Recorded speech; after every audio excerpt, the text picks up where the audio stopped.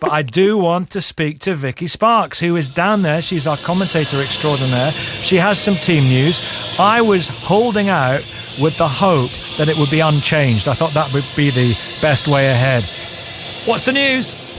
Nikki, your hopes have been answered because England are unchanged. Lauren James still suspended. She's serving the second of her 2-game ban. Ella Toone replaced her in the quarter-final victory over Colombia, and that is the lineup that England go for. So it's Earps in goal, the back three of Carter, Bright the captain, and Greenwood. Ahead of them, Bronze, Stanway, Walsh and Daly, with Toone sitting beside Hemp and Russo. Those two both scoring in the quarter-final against Colombia up front as England look to reach their first Women's World Cup final in their history. Oh, wow. Listen, one more, just one quick one. Lauren James, what is it going to be like for her watching? Of course, her heart and soul wants England to win, but then there's the personal angle on this, the extra significance for her, the chance of hallelujah, redemption. Indeed, because she would be available for the final. And indeed, even if England don't beat Australia this evening here in Sydney, this morning with you back in the UK, then she would be available for the fourth match, the bronze medal match. But of course, that's the second best for England. It's the second best for Lauren James. She will be desperate for them to get to the final, as will every single Lionesses fan. Third place matches. Thank you very much indeed, Vicky Sparks. And the kickoff is 11 o'clock. The build-up begins on the telly from 10 o'clock, and we're with it until then. 08085 909 693. That's the phone number, and you can text us as well on 85058. More to come. It is 9:35. I love Sydney. It's such a beautiful place. One of my favourite cities on earth. I've been lucky enough to have gone there for work, for the Olympics in 2000, and for stuff I've done on Long Lost Family as well. It's just a gorgeous place. Let's go there. Shaima Khalil is in the fan zone in Sydney with some fans. Hello, can you hear me? Nikki, why aren't you here? Come here right now. We're missing right you. Now. This is yeah, I think it'll take you a bit longer. But my God, what a fantastic atmosphere. And I don't know if I'm allowed to say this, but I've just been enjoying this so much. It's one of my favorite stories to cover. And I'm sure you felt the same about the Olympics, oh my gosh, 20 years ago. But listen, it was really interesting that you mentioned the Olympics, because I was reading in one of the papers that the Matildas broke that game between the Matildas and France, broke viewership records, and it was the biggest viewership records since Kathy Friedman won gold in the 400 meters in the Sydney 2000. And there's a lot of comparisons between those two moments, how those two moments have captured the nation's imagination. The Matildas are riding on a huge wave of love, of support, and I can tell you that they've converted Australia to a football/soccer, as they say here, loving nation. And of course, their rivalry. Shall we just make a list? There is the Ashes, rugby, the netball, and I think now we can safely say that football has been added to that list of rivalry between England and Australia. And I'm here with some Australia fans. I'm completely outnumbered. It is a sea of green and gold. There are feathers and fur and flags and caps and jerseys. How are you feeling about today? Positive. I've got no doubt the Matildas going to win this. The Matildas are a strong team, and it's not rivalry between the English, but the Lionesses, they can't. We've got the whole country behind the Matildas, and we've got to win this. I tell you what, though, I've been speaking to so many fans who say, look, we wanted the Matildas to play the Lionesses, and when I asked why, of all the teams, we wanted them to play England, they said, well, we want our girls to play the best, and the Lionesses are the best. I mean, they are a formidable force, the Lionesses, in this country. Absolutely. The Lionesses are the European champions. However, we are playing in Australia. We've got the whole country. We've got everybody here in Sydney. There are 5, 6, 7 million people here behind them. So therefore, we can win this. Yes. We spoke earlier, Karen. You said that the Matildas have been through so much to get to this point. Come closer to the microphone. They've been through so much. Each game they surprise us with their ability. They've got an X factor. Well, they've got an X factor for sure, but I think this has been a tournament of record-breaking, of surprises, of big upsets. All 4 former Women's World Cup champions are out of the tournament. Whoever picks up the trophy, there's going to be a new name etched on that trophy and in the history books of the women football. This is why we're in history-making territory, Nikki, because yes, this is England's 3rd semi-final in the Women's World Cup. This is Australia's 1st, but whoever wins today is going to go where they've never gone before in a Women's World Cup, and that's why there's so much excitement, but also so much nerves. It's a date with destiny. Thank you very much indeed, Cathy Freeman. Another massive watershed sporting moment in the Olympics in 2000 when she won the 400 metres. An Indigenous Australian woman. It was a massive sociological importance as well.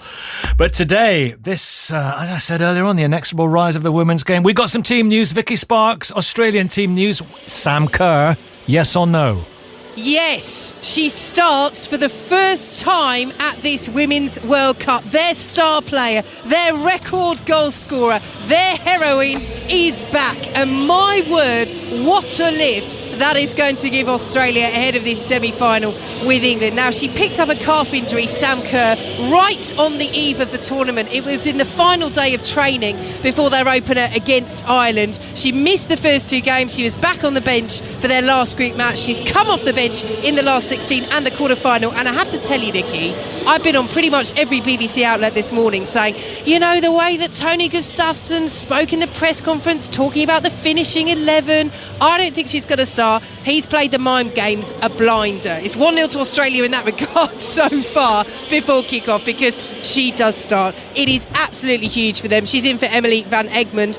A blow though at the back for Australia. Alana Kennedy, the Manchester City defender, is ill. She's not in the squad. So the very experienced Claire Polkinghorne, their record appearance maker, who hasn't started because of injury for club or country since April, comes in for her 162nd cap. But the news that will be lighting up households, bars, pubs, outside this stadium, all across Australia, watching on the big screens, watching in this ground here at Stadium Australia, Sam Kerr starts for the first time this World Cup. Quick reminder, these players, a lot of them know each other really well, don't they? Yeah, massively. I mean, we talk about what Kerr means to Australia. She's huge for Chelsea. She was their top scorer this season. She's won 7 golden boots across domestic leagues in her career, across Australia and England and the USA. She quite simply is one of the best strikers in the game, and she scores massive goals. She scored 2 against Team GB at the Olympics a couple of years ago. She scored in that victory that Australia managed to get over England in April, the only match Serena Wiegmann has lost as Lionesses manager.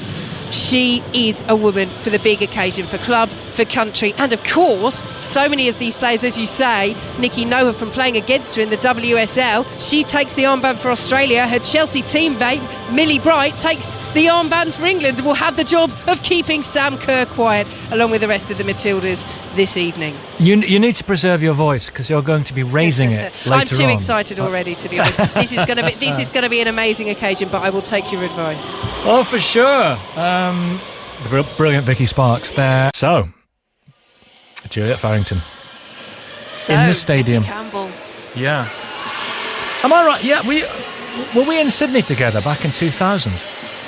No, I wasn't lucky enough to go. We were in. I think we were we were definitely in Beijing together, but obviously that's in a completely different country. No, I definitely wasn't in Australia with you in 2000.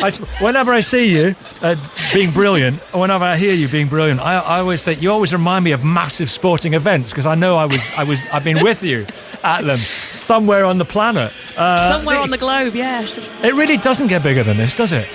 No, and you know what? This is going to be the biggest night of a lot of these players live. It's a 75,000 sellout, and it's ridiculous to think it's the same size of crowd that were here for England's quarter-final against Colombia, and it was a partisan crowd because there were a lot more Colombian fans than there were England fans, but this is just a completely different level. I'm just looking below us here in Stadium Australia, and just right in front of us below was where the England friends and family, the Lionesses family and partners and everyone else was here at the weekend, and there's absolutely been taken over by the Australian fans. There are a few sort of England shirts dotted around, but this is going to be something else. And before, Nikki, we have sort of, to build up to the match, we have light shows. We have one at half time and we have one before kick-off as well, with an hour to go, and they have dimmed the lights because, as you can imagine, it's complete darkness,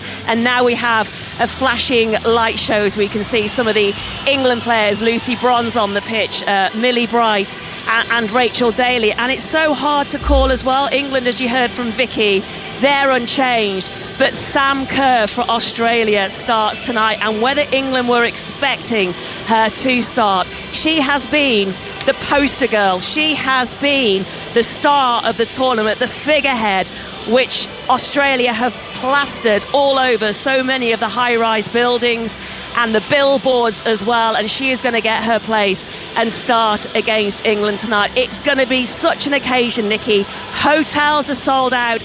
It genuinely is the hottest ticket in town, and the fan parks are full in the city centre, and it's really hard to imagine just how it captured the imagination, the European Championships last year, back home in the UK, in and around England, while this around Australia has taken it to an absolute another level. Take it away.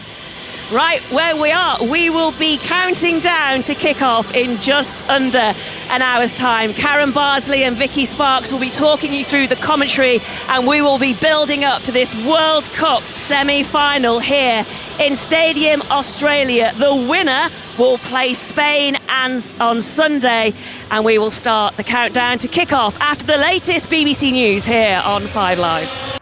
From 5 Live Sports, the FIFA Women's World Cup 2023 with Juliet Farrington. Good morning from Stadium Australia in Sydney, which is set to host the latest chapter in the sporting rivalry that is England against Australia. Johnny Wilkinson, he drops for World Cup glory. Yes! It's over. He's done it. Johnny Wilkinson is England's hero yet again. Right bow, the middle stamps out of the ground. England have won. They've won by 18 runs. And the most decorated side in netball history add the latest title to their collection. It is heartbreak for the Roses. England going to a huddle. Australia all out for 279. England have won by 2 runs. But Australia have retained the World Cup in a dramatic final in Brisbane. Australia, by dint of a washout, have retained the Ashes. Rafter with a point to kill off the Rosetsky dream. A 400 turn from Rosetsky. Rafter plays a volley. Rosetsky's going down the line. Rafter cuts it off. Rafter has won. Siva Brunt goes in the air, into the leg side. She's not got all of it. It'll drop safely. Australia win. Australia retain the Ashes. And that is the full-time whistle. And England's unbeaten run under Serena Beatman is at an end. We know each other really well. A lot of players play together. Yeah, it's going to be just a very, very competitive game. Australia are through to their first ever World Cup semi-final. Brisbane erupts. We know it's going to be an extremely tough semi-final, but with amazing support from our amazing fans, I think it's going to be a fantastic game. So I'm also very, very excited. World Cup semi-final is just incredible. A dream come true, really. I think this journey's been so special, and to keep it going and now be in the semis is amazing. Well, we're here in Stadium Australia. It's another 75,000 sellout. The front pages here in Sydney have been full of the Matildas ahead of this World Cup semi-final against England, with less than a kick-off as well, less than an hour to kick off as well. This stadium is certainly filling up with the eager home support. They're hopeful of seeing their side make more history. The Daily Telegraph, that's what it was called today. There was a 16-page special wrap edition. Matildas poised to put the old enemy to the sword. And in the Sydney Morning Herald, their headline was "History for the taking. In football, this is the biggest game this country has ever seen. The England players arrived about half an hour ago, didn't they, Vicky? And whilst not too different team news for them, they are unchanged. The big news for Australia, and you can give it to us. Sam Kerr, their superwoman, their record goal scorer, their heroine, starts for the first time at this Women's World Cup. Now, she picked up a calf injury in the final training session before their opener against the Republic of Ireland. It was devastation. As you said earlier on 5 Live today, Jules, she is everywhere. She's on the billboards, she's in the television adverts, she's on the radio adverts. It was heartbreak for her, heartbreak for Australia, because we had to wait 2 games to find out whether she would be able to play any part at this Women's World Cup.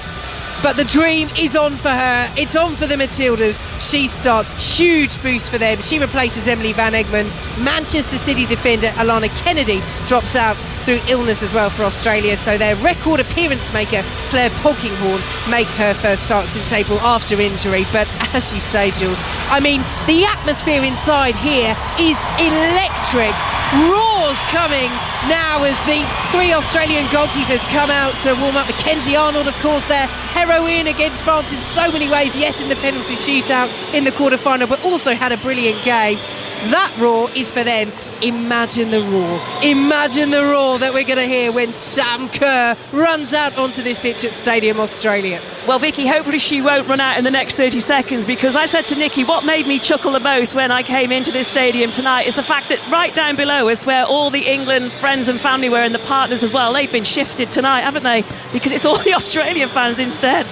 Absolutely, and we're expecting a packed crowd here. It holds just over 75,000 Stadium Australia, the site of so many sporting moments, and we'll just give you a taste of 2 of them. We're balanced for the BBC, 1 for Australia, 1 for England. Kathy Freeman winning 400-metre gold here at Sydney 2000. Huge inspiration to so many of these Matilda sides. She made a surprise appearance, actually, came to see them just before the Women's World Cup kicked off. And Sam Kerr, the star she is, said that she was starstruck. But how could we forget? How could we move on without mentioning Johnny Wilkinson kicking for glory, the winning drop goal here against Australia 20 years ago in the Rugby World Cup final, seconds to go in extra time. Will we see more drama tonight, Jules? I wouldn't bet against it. Well, Josh has been in touch, 85058 if you want to text, or at 5 Live Sport on the socials. Karen Bardsley, Josh was saying the Ashes was 2-2 in the cricket, so does that make today's game the decider in some way? Yeah, I think it probably does. I mean, we all know we would have won it if it didn't get rained out anyway. But yeah, I think ultimately it's going to be a really exciting game tonight. I mean, you can feel the atmosphere starting to build. Like you said, Jules, I'm taking a look at, Chloe Kelly's family and Alessia Russo's family, and you can hear that roar right now. The Australian team have come out to take the pitch for the warm-ups, and yeah, it's pretty deafening already, and it's nowhere near full, is it? Izzy Christiansen back in the UK as well, and Maya Letizier, who was with the England squad up until the first game against Haiti, until after that match. Izzy, it's been simmering along nicely. I don't know whether you can capture any of that atmosphere where you're watching right now as the Australian players came onto that pitch. But just to get your thoughts, there are so many subplots when Australia and England face each other in sport, and tonight in football it's going to be a completely new one, isn't it?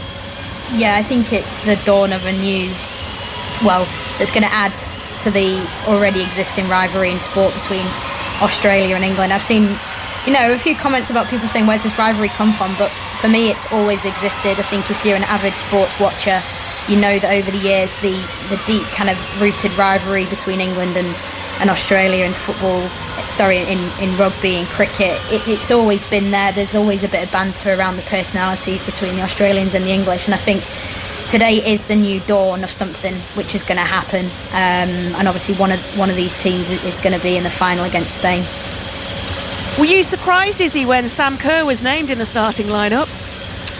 I would say I was 50-50 on whether they'd go for it from the start or whether they were going to bring her on. I think the impact of Sam Kerr, after being out there, for a bit of time, and the impact of Sam Kerr, it's you can talk for hours about the extent of the impact that she has on the crowd, on the nation. And I think having her in from the start for the Australians is a real statement psychologically, and I think they would have known that there was perhaps an element of doubt in Sarina Wiegman's mind in terms of planning of whether Sam Kerr will play or not. I know that in the English camp they've obviously spoken about, when asked in the media, what about Sam Kerr? And they said, well, Australia are a team beyond Sam Kerr, but you can't deny that Sam Kerr is a massive statement start in the game, and I think it will add a little bit of fear into the English backline, so England need to be really wary of how they deal with that. Obviously, as the game progresses, if it goes deep into the 90, into the perhaps extra time, I think that's when maybe questions will be raised about her fitness, because as we all know, she's only played 30 then 60 minutes. So I think that there's a tough task ahead for England's centre-backs, but I think one that Millie Bright will know very well, dealing with Sam Kerr. And Maya Le Tissier, how have you been, first of all, since you left England last month? How have you been since you left the camp? Yeah, great, thank you. I'm not really enjoying the weather over in England now, but yeah, I love my time out in Australia, and yeah, I would love to be there now watching the game, but back in England and back in training already. But just picking up on what Izzy was saying there about the England defence, Sam Kerr starting, the England defence have handled this tournament so far really well, haven't they? Yeah, I think they've conceded minimal goals, and of course with Sam Kerr playing, I think we've got a lot of confidence in Millie and Jess and Alex as well. I think obviously Millie and Jess play with her every single day at training, so they know what she's like, but yeah, I think it could potentially cause some problems for England, and with Sam Kerr's movement, it's unbelievable, probably one of the best I've ever faced, playing at the back against her. So I think we'll have to work as a team and make sure that we're dropping our lines together or stepping up together and try and catch her out on the offside as well. Just bear with me, Maya, we'll come back to you in a moment, but just to let you know, some breaking news coming in. It's been confirmed that Ben Stokes will be part of England's Cricket World Cup squad after reversing his decision to retire from one-day international cricket. We'll have more on that at half-time. So Ben Stokes has changed his mind, and he is going to be part of England's World Cup squad after changing his decision to retire from the one-day international cricket. Maya, with Sam Kerr, and I asked the same question to Izzy, she said it was 50-50. Are you surprised that she's starting this match? I think there was a bit of doubt, but I mean, it's a World Cup semi-final. I think even if she was 80% fit, you play her. They've not been there before, and I think anything that you can, and you can play your best cards on the table from the start. And obviously, I think England will probably play slightly different, even though they probably don't want to with their game plan and stuff, but it does have an effect. And I think she's a big player and a big kind of person within the team as well. So I was confident that she was going to play, and unfortunately I was too confident. How do you think England will approach this match, though? They have grown into this tournament. I think it's fair to say it hasn't been vintage England that we were so used to seeing in the Euros last summer, but they have grown into it, and it looks like it is finally clicking into place. Some would say just at the right time. Yeah, exactly. I think in a World Cup it's never going to be plain sailing.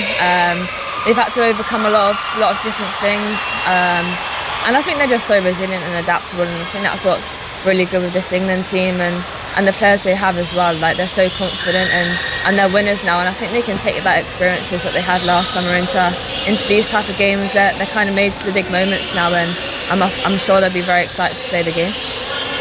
Well, we can certainly hear the atmosphere here in Stadium Australia. We can go down to pitchside because Katie Smith is with us. She's behind one of the goals. I can't quite see where she is. She's to my right. Katie, it's certainly loud up here. I can only imagine it's even louder where you are.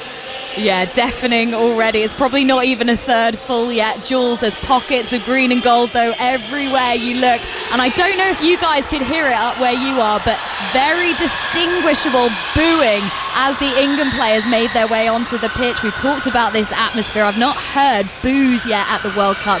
It is going to be hostile. And when you compare that to the loud, deafening cheers as Sam Kerr and the Australian team came onto the pitch, it's going to be so, so good. The fans loving it already, and there's so much media down here already. I'm having to sort of squeeze myself in because there's just so much interest in the match. I know in the media working area, I guess you were up there, I know you certainly were with us at the weekend. It was busy then, and I had a little peek round the door as I was basically going to get a cup of coffee, but I could not believe that there's no seats available. It's that busy, there are no seats available.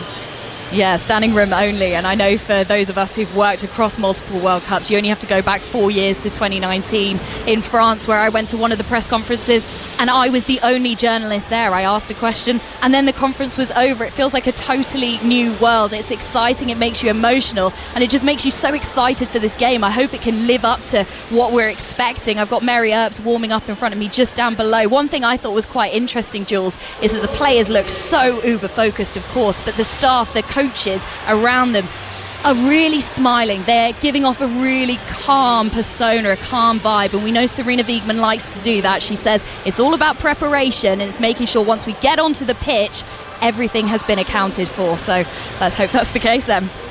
We'll join you again towards kick-off. Katie down pitch side behind the goal to my right here at Stadium Australia. Let us know how you're going to be watching and listening to the game, by the way.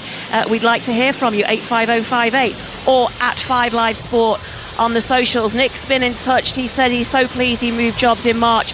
Now work from home full time. My manager has actively encouraged us to take a long lunch to watch the game, if we want to, obviously. Started earlier today, but I'm sure it will be worth it.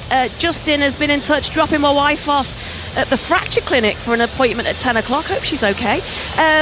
Then he's going to park up and follow the coverage on the BBC Sport app, which you can do as well. He had to quickly download it on his wife's phone so she can watch it and listen to it as well. So hopefully he's, fingers crossed, there's a good signal in the hospital, and hopefully your wife's okay. Justin, no name on this one, but it says via text 85058.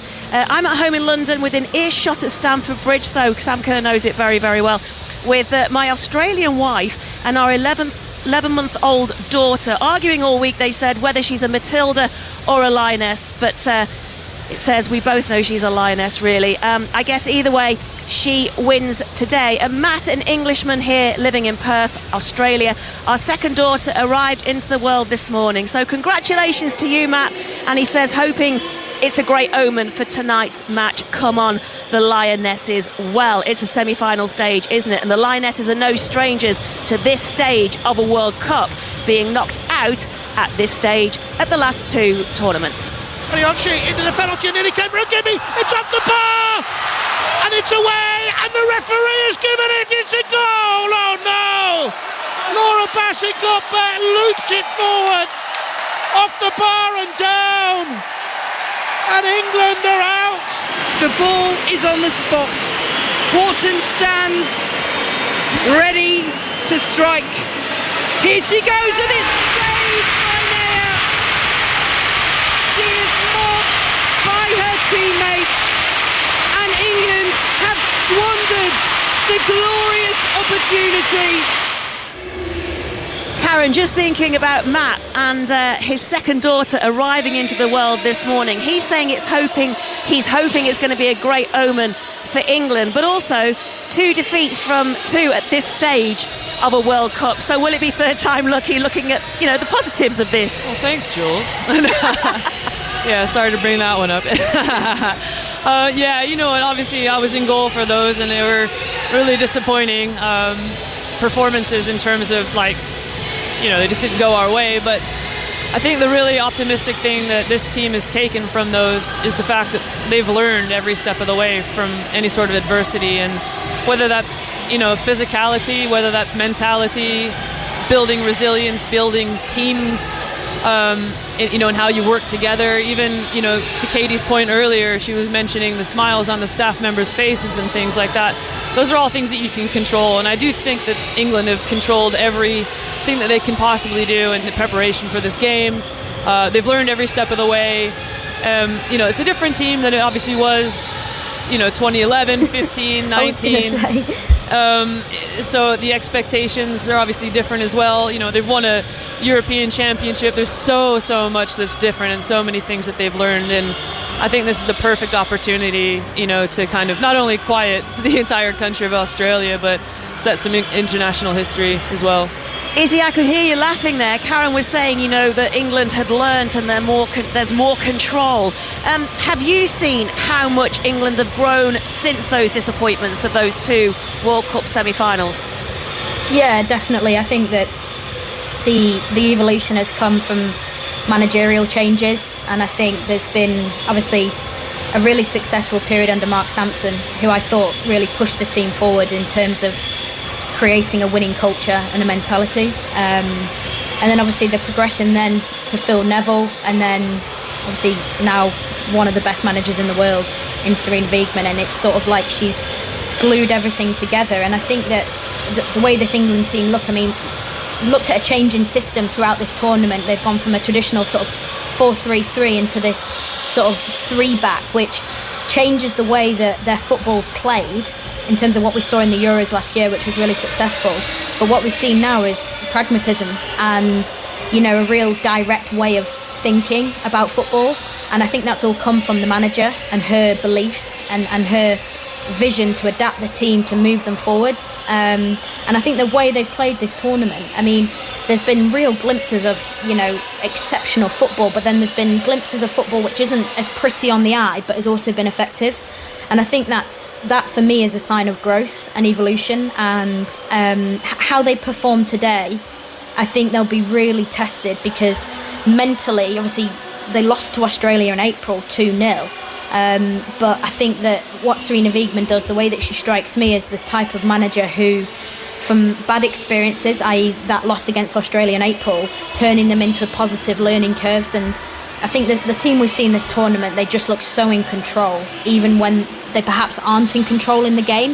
I feel like there's a real sense of leadership around them. I think Alex Greenwood is a player for me who brings that football intelligence to the team, and I think she's had a really big impact on them, and it's all come from playing under Sarina Wiegman, you can tell.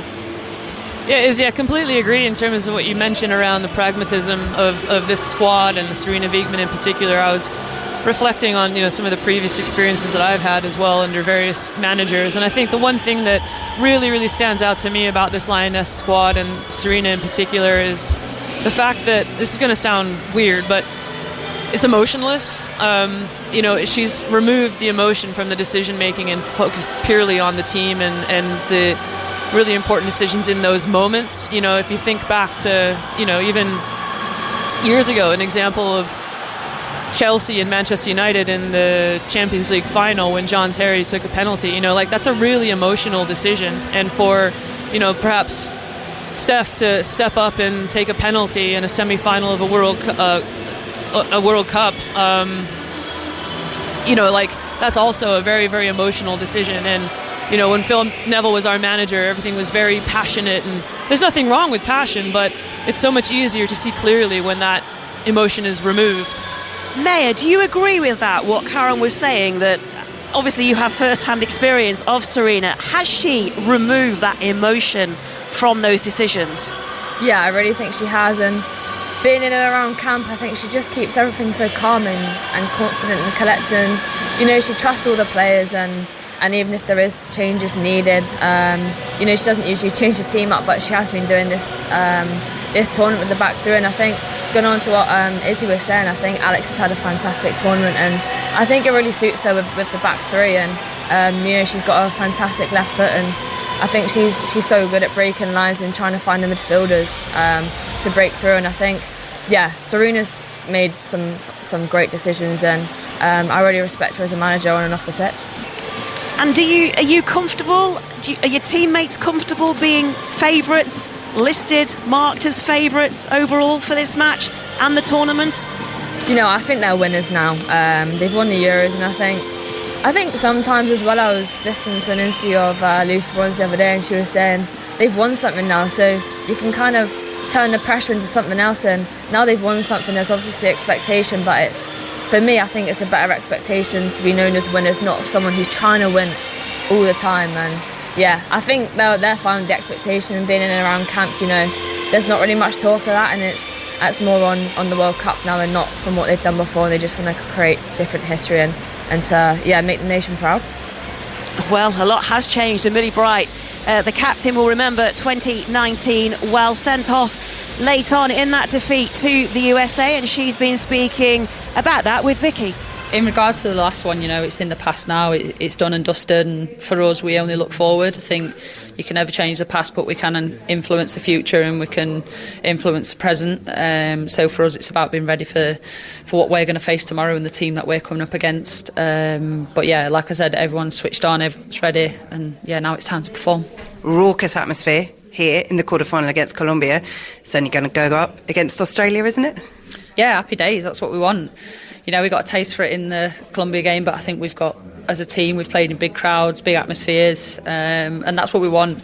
It's, like I've said in previous interviews, credit to Australia for making it such a great atmosphere. I think so far the crowds have been incredible, and I think for people not only in the stadiums but back home looking, will appreciate the growth of the game, and we're really starting to show kind of what we're about and who wants to play in a quiet semi-final. That's certainly not me and not any other English player. So yeah, I think we're just really excited to feel that atmosphere and get the energy from that, and yeah, crack on with the game. Yeah, I don't think we're going to have to worry about a quiet semi-final.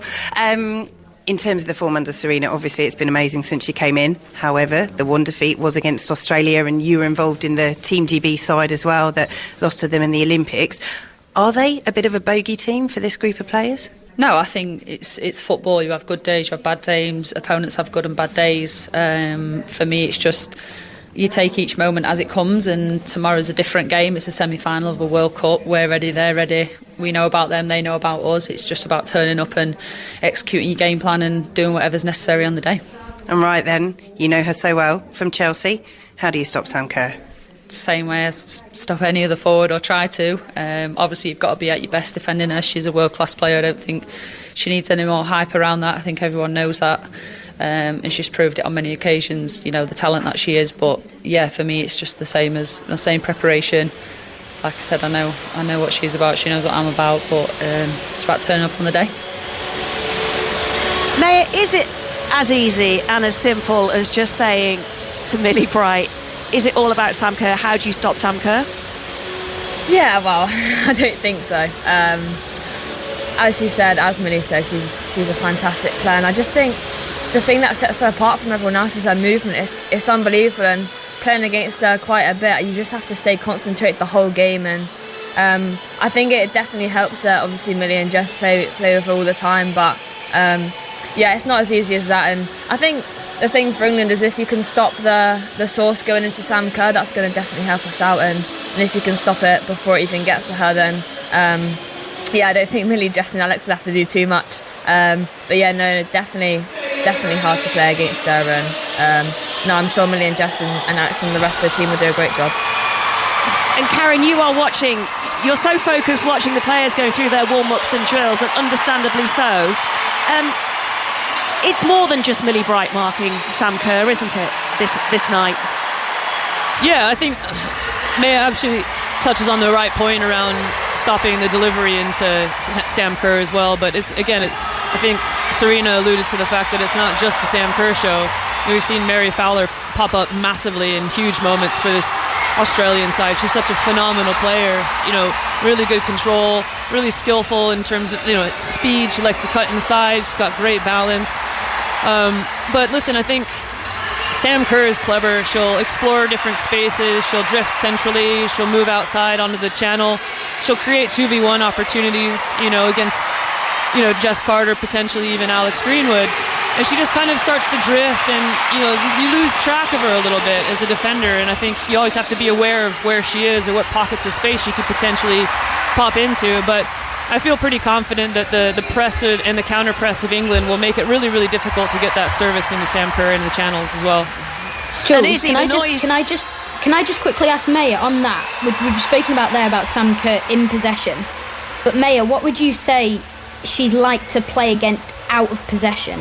Because I think you've got a player there whose pressure from the front is as good as her in possession movement or goal scoring ability. What are your thoughts on that? Yeah, no, I definitely agree. And I think with Sam, she never stops and she's pressing all the time and she's making it really hard. And for me, whenever Chelsea play against United, she's always making play predictable and forcing us one way to someone that we don't really want to play. I think you get a lot with kind of world-class players. They kind of do the in-possession bit, but maybe they forget about the out-of-possession bit, or they just hope that the team around them is going to do that. But it's definitely not the case with Sam Kerr. And yeah, as I say, she does try and trap the centre halves when they're trying to play out, and I think that's also good, because whenever Sam Kerr does force the pressure and they give it away, then they're on the counter even higher up. So and with her speed in behind as well, it's definitely a strength of Sam's and the teams that she plays with.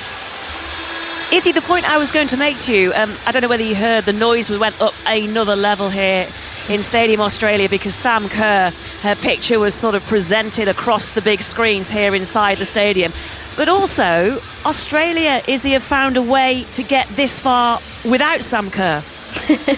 Yeah, I know. Until after being in the tournament, I did a game in Perth, and the organisation missed a trick not having a Matildas game in Perth, because that would have gone off, which is where Sam Kerr's from. I remember a taxi driver said to me, he took me to the stadium, he said, they've missed a trick here, they should have had a game in Perth, they would have sold out 3 times over. But going back to your question, Jules, yeah, of course, they found ways to win, and I think that again comes back to Tony Gustafsson, the manager, and I think my mind is drawn back to the Canada game, which was the Matildas' 3rd group game. And they had to win to progress in the tournament. It was literally on a knife edge. And, playing against the Olympic champions, that's a very high-pressure situation. The Matildas came out 4-0 winners in that game. And you've got to look and go, wow, they're on the cusp of doing something here. And I look back at that game and think, well, what did they do so well? And tactically, they were unbelievable.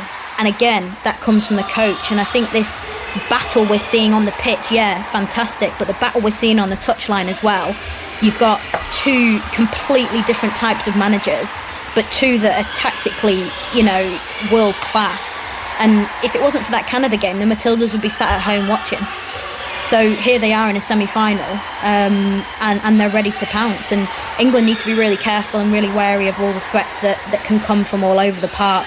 Caitlin Ford, Steph Catley, that relationship on the left-hand side has been super effective, and it's grown throughout the tournament, so that's going to do something. It'll be fascinating to see, especially for Vicky and Karen on commentary, the battle of how the wing-backs, Rachel Daly and Lucy Bronze, deal with the wingers and full-back combinations of the Matildas.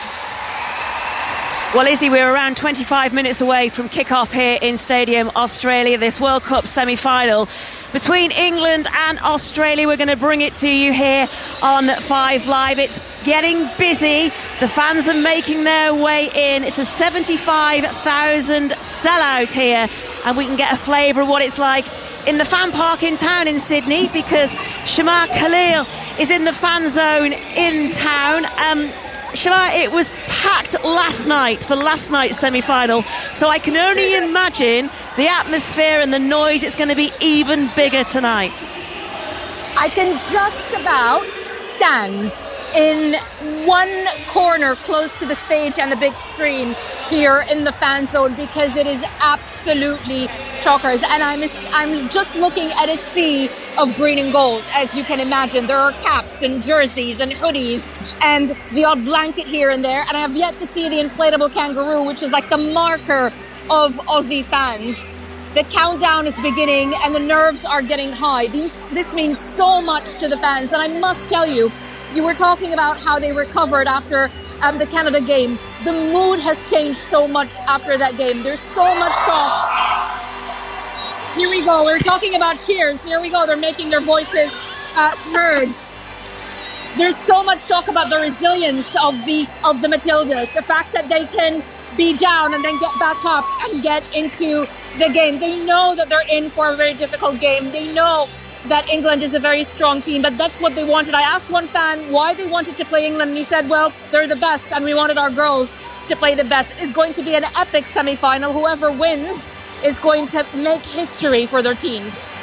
Shamar, it's such a big night. You certainly can enjoy it there in the fan zone. These fan zones, by the way, throughout this tournament have been so good, a world away from 4 years ago in 2019. It's such a big day for Australia. As I was saying earlier, hotels are sold out, TV news schedules have been moved, there have been big screens put in and around stadiums dotted around this country, and the Matildas as well. Katie Smith has been getting the home perspective on this semi-final with a Socceroos legend.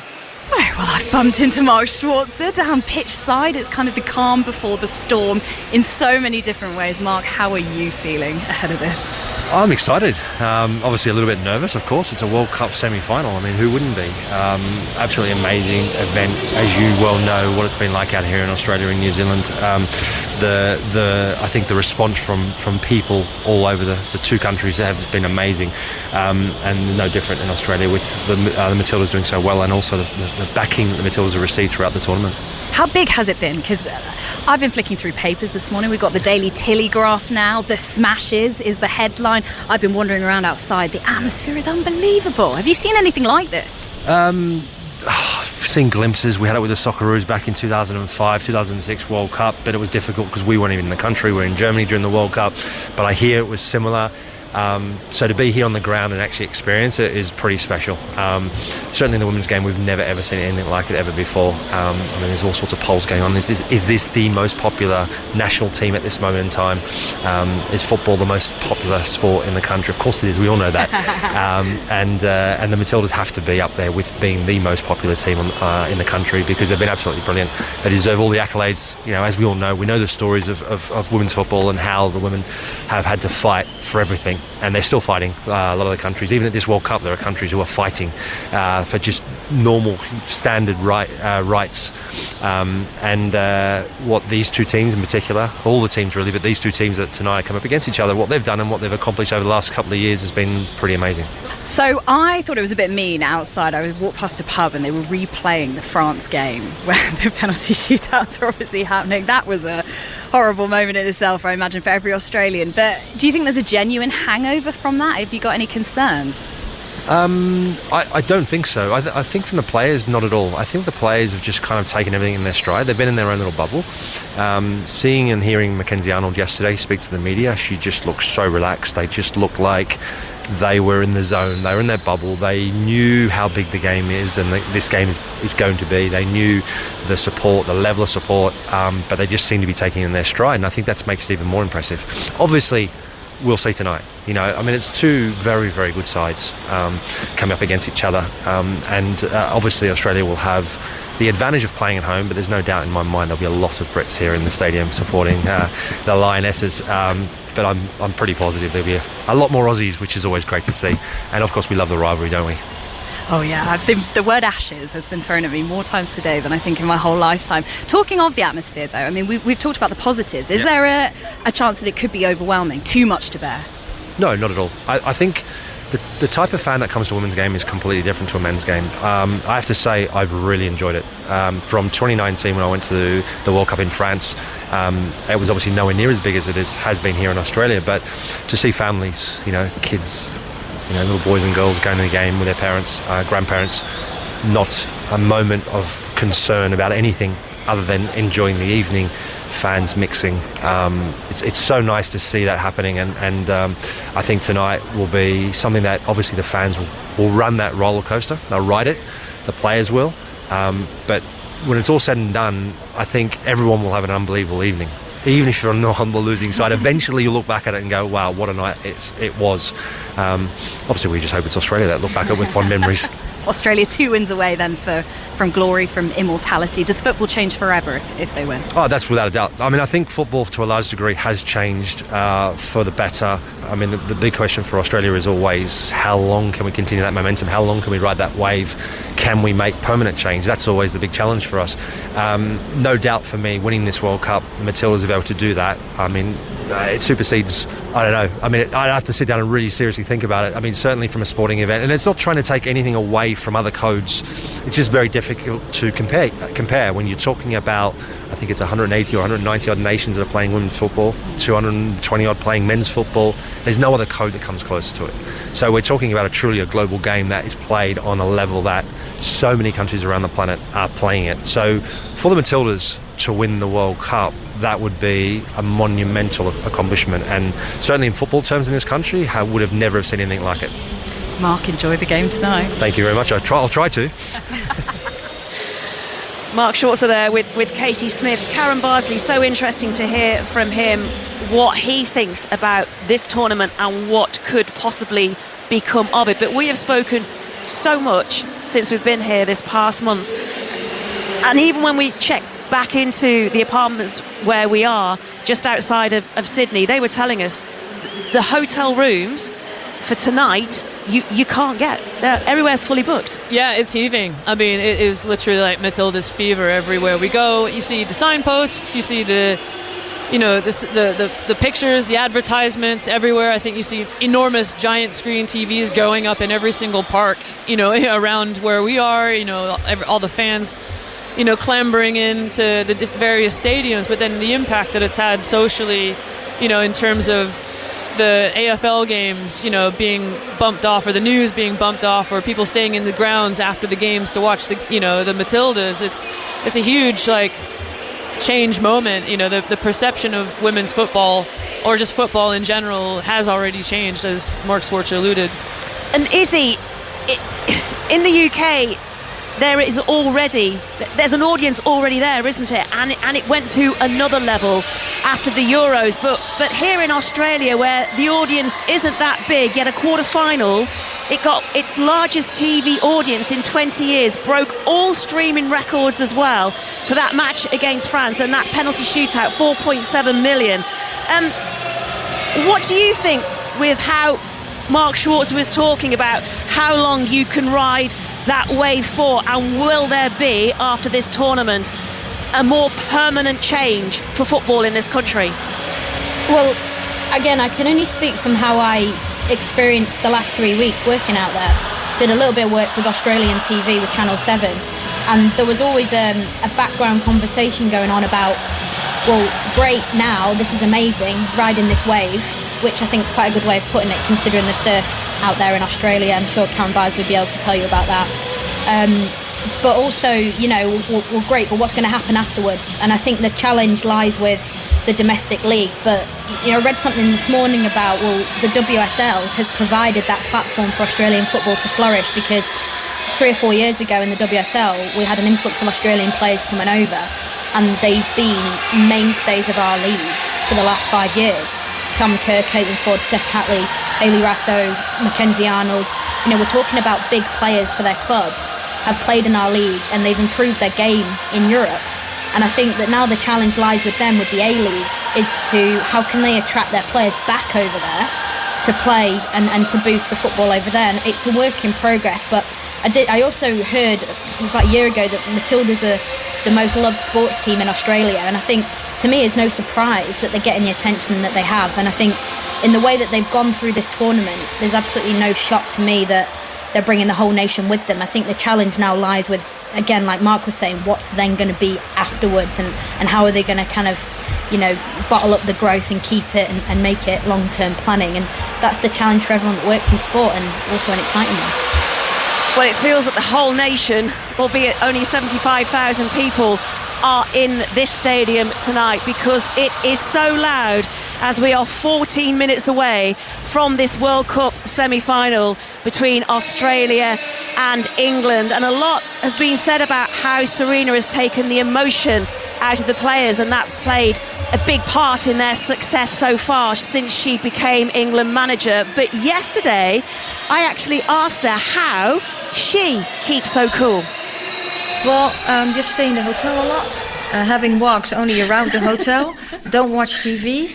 I'm not really on social media, only when I want to see some news, the basic things, and just, be with the team.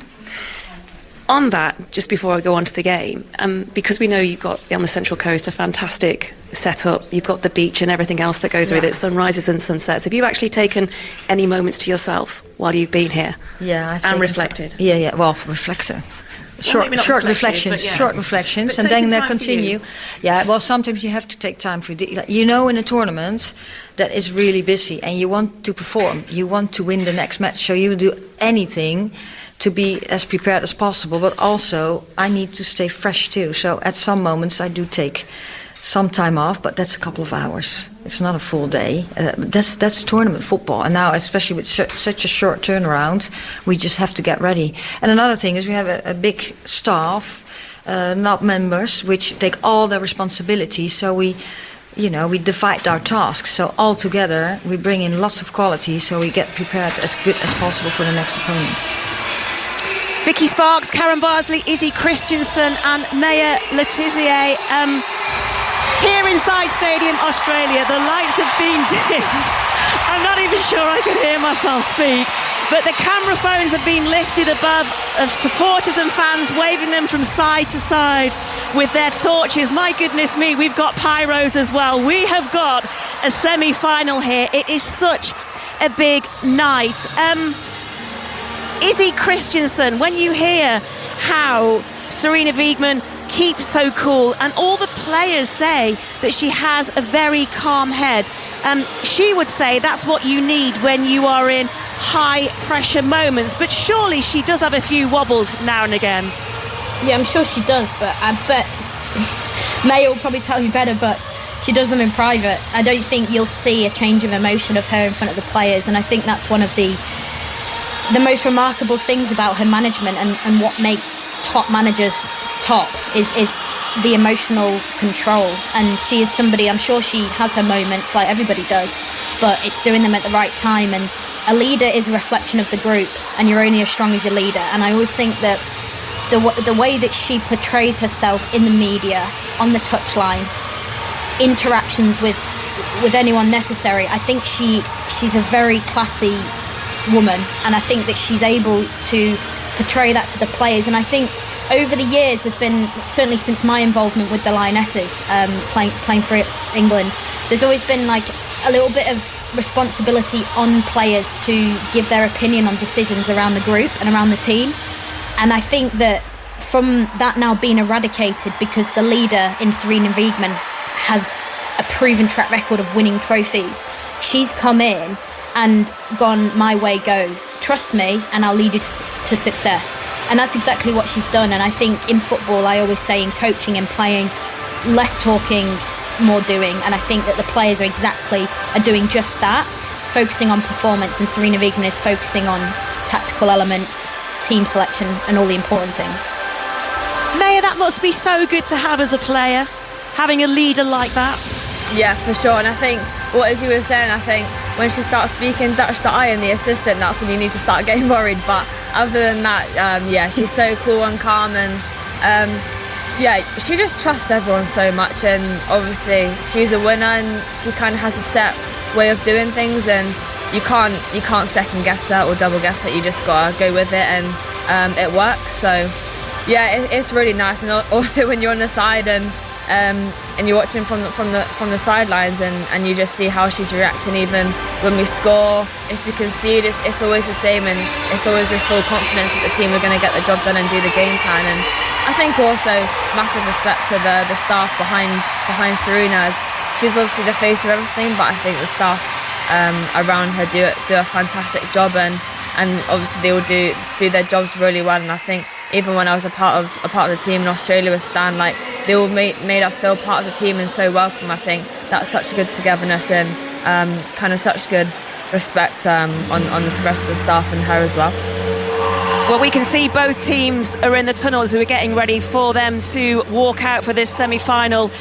Australia against England, Spain awaiting the winners in the Women's World Cup final on Sunday. Karen Bardsley, also there'll be disappointment within the squad for the players who maybe don't get as much game time as they would like. Ben in Eastbourne has got in touch. He says, I feel a bit bad for Chloe Kelly, who really deserves her chance to start, but you can't argue with Serena and her team selection.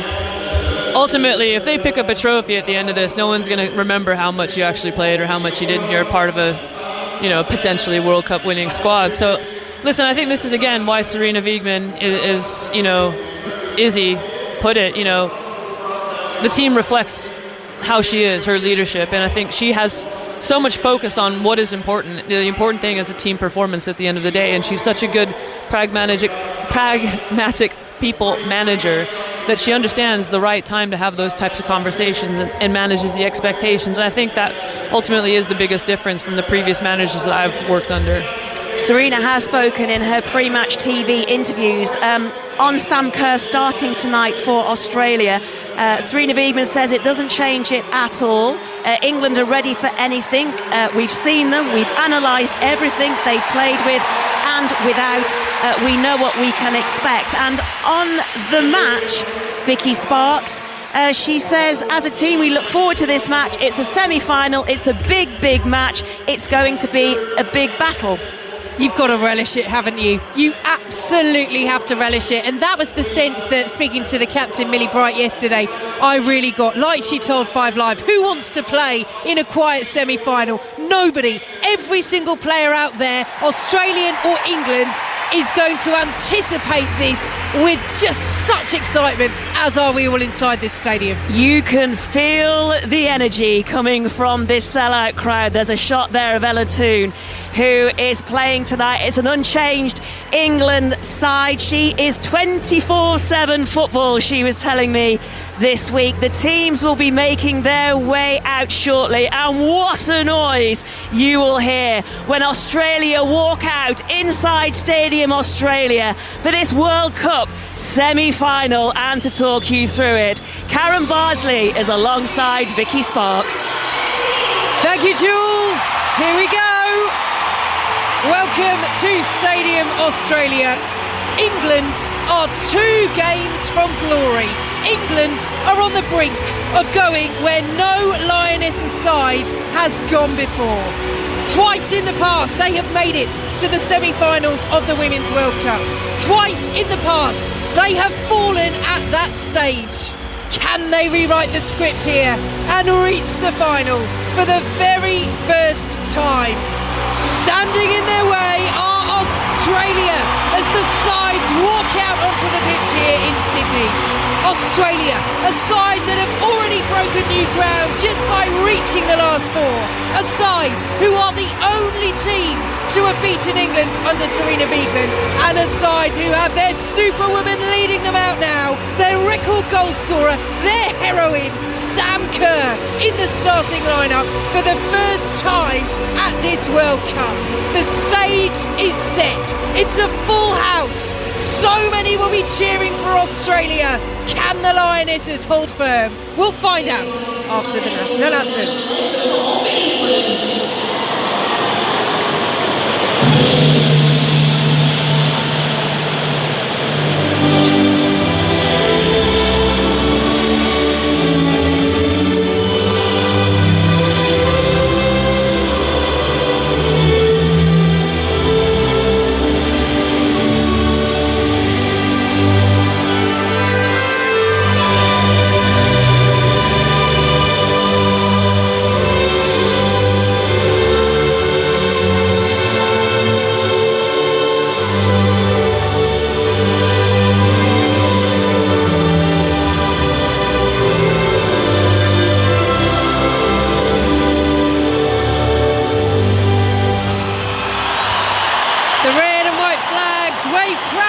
In a sea of yellow, and now for Australia.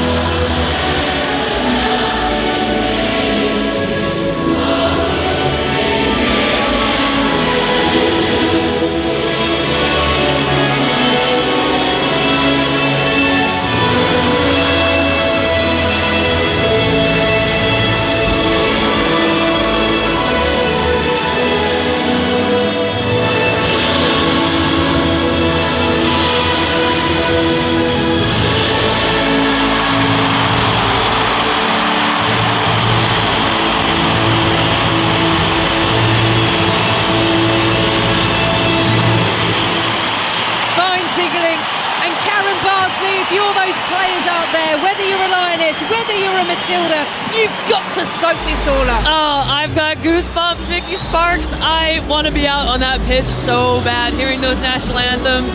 I mean, I feel so proud to be a Lioness.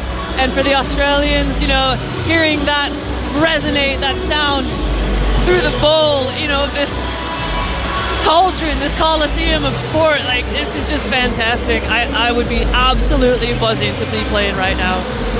So the players break away from those handshakes and into their pre-match huddles. England's playing all in blue tonight, the lighter shade on the shirts and shorts, the dark shade on the socks. Australia in the home green and gold, the golden shirts, the green shorts and the white socks. So your team news then, if you're just joining us here on 5 Live. For England, they're unchanged. Their top scorer here, Lauren James, is still suspended. Were they to reach the final, she would be back for it. The big team news for Australia, and it doesn't get any bigger. Sam Kerr starts for the first time at this Women's World Cup. And before we just round up the rest of the Australian team news, Karen, let's just take a moment, because when we found out on the opening night here for Australia against the Republic of Ireland, you and I, that shocked team news, they kept under wraps. Nobody knew she wasn't going to be fit to play. We didn't know whether her World Cup was over. The dream was almost over before it had begun, and in the same way that for England getting Keira Walsh back was so huge for the player and country, this is on the same scale. Yeah, I remember sitting here and getting that news, and I just thought, oh my goodness, like, I thought it was a joke, Vicky. I genuinely thought it was some kind of prank.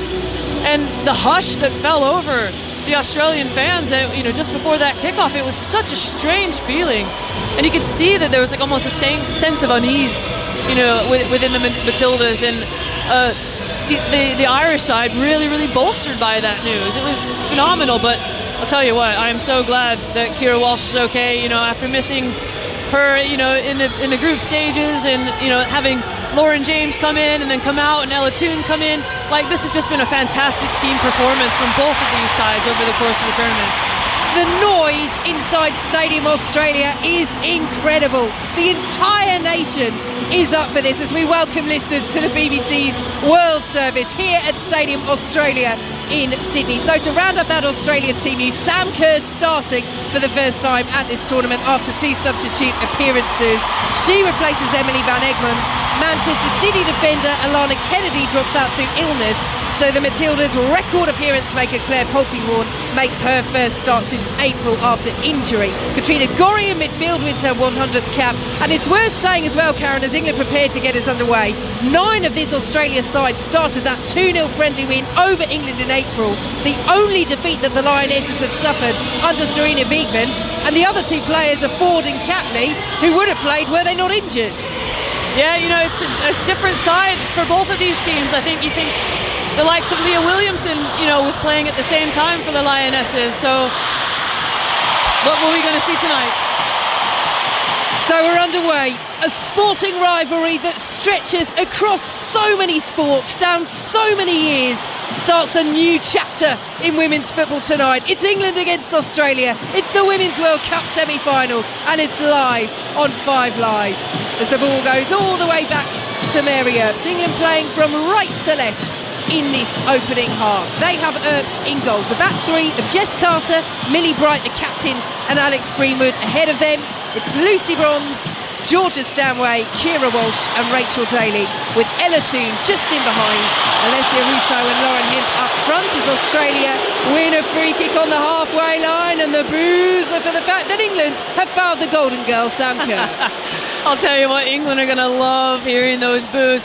It seems like it's almost like hero and villain out there, you know, and it's a fantastic role to play. England are going to be embracing this. But you can already see that Keira Walsh is being marked out of the game by Mary Fowler and Sam Kerr. They're really getting narrow around her, making it difficult to get on the ball. So Australia with a free kick on the halfway line. That cheer you heard, incidentally, listeners, was just Sam Kerr getting back up to her feet and jogging off. That was it. That's how excited they are to see her as Australia play the ball down the left-hand side, looking for Kerr. She's challenged by her fellow captain, but on the opposing side this time, Millie Bright of England. Of course, they know each other so well, play together at Chelsea. And Australia, with the golden shirts, have it down the left-hand side. They can't keep it in.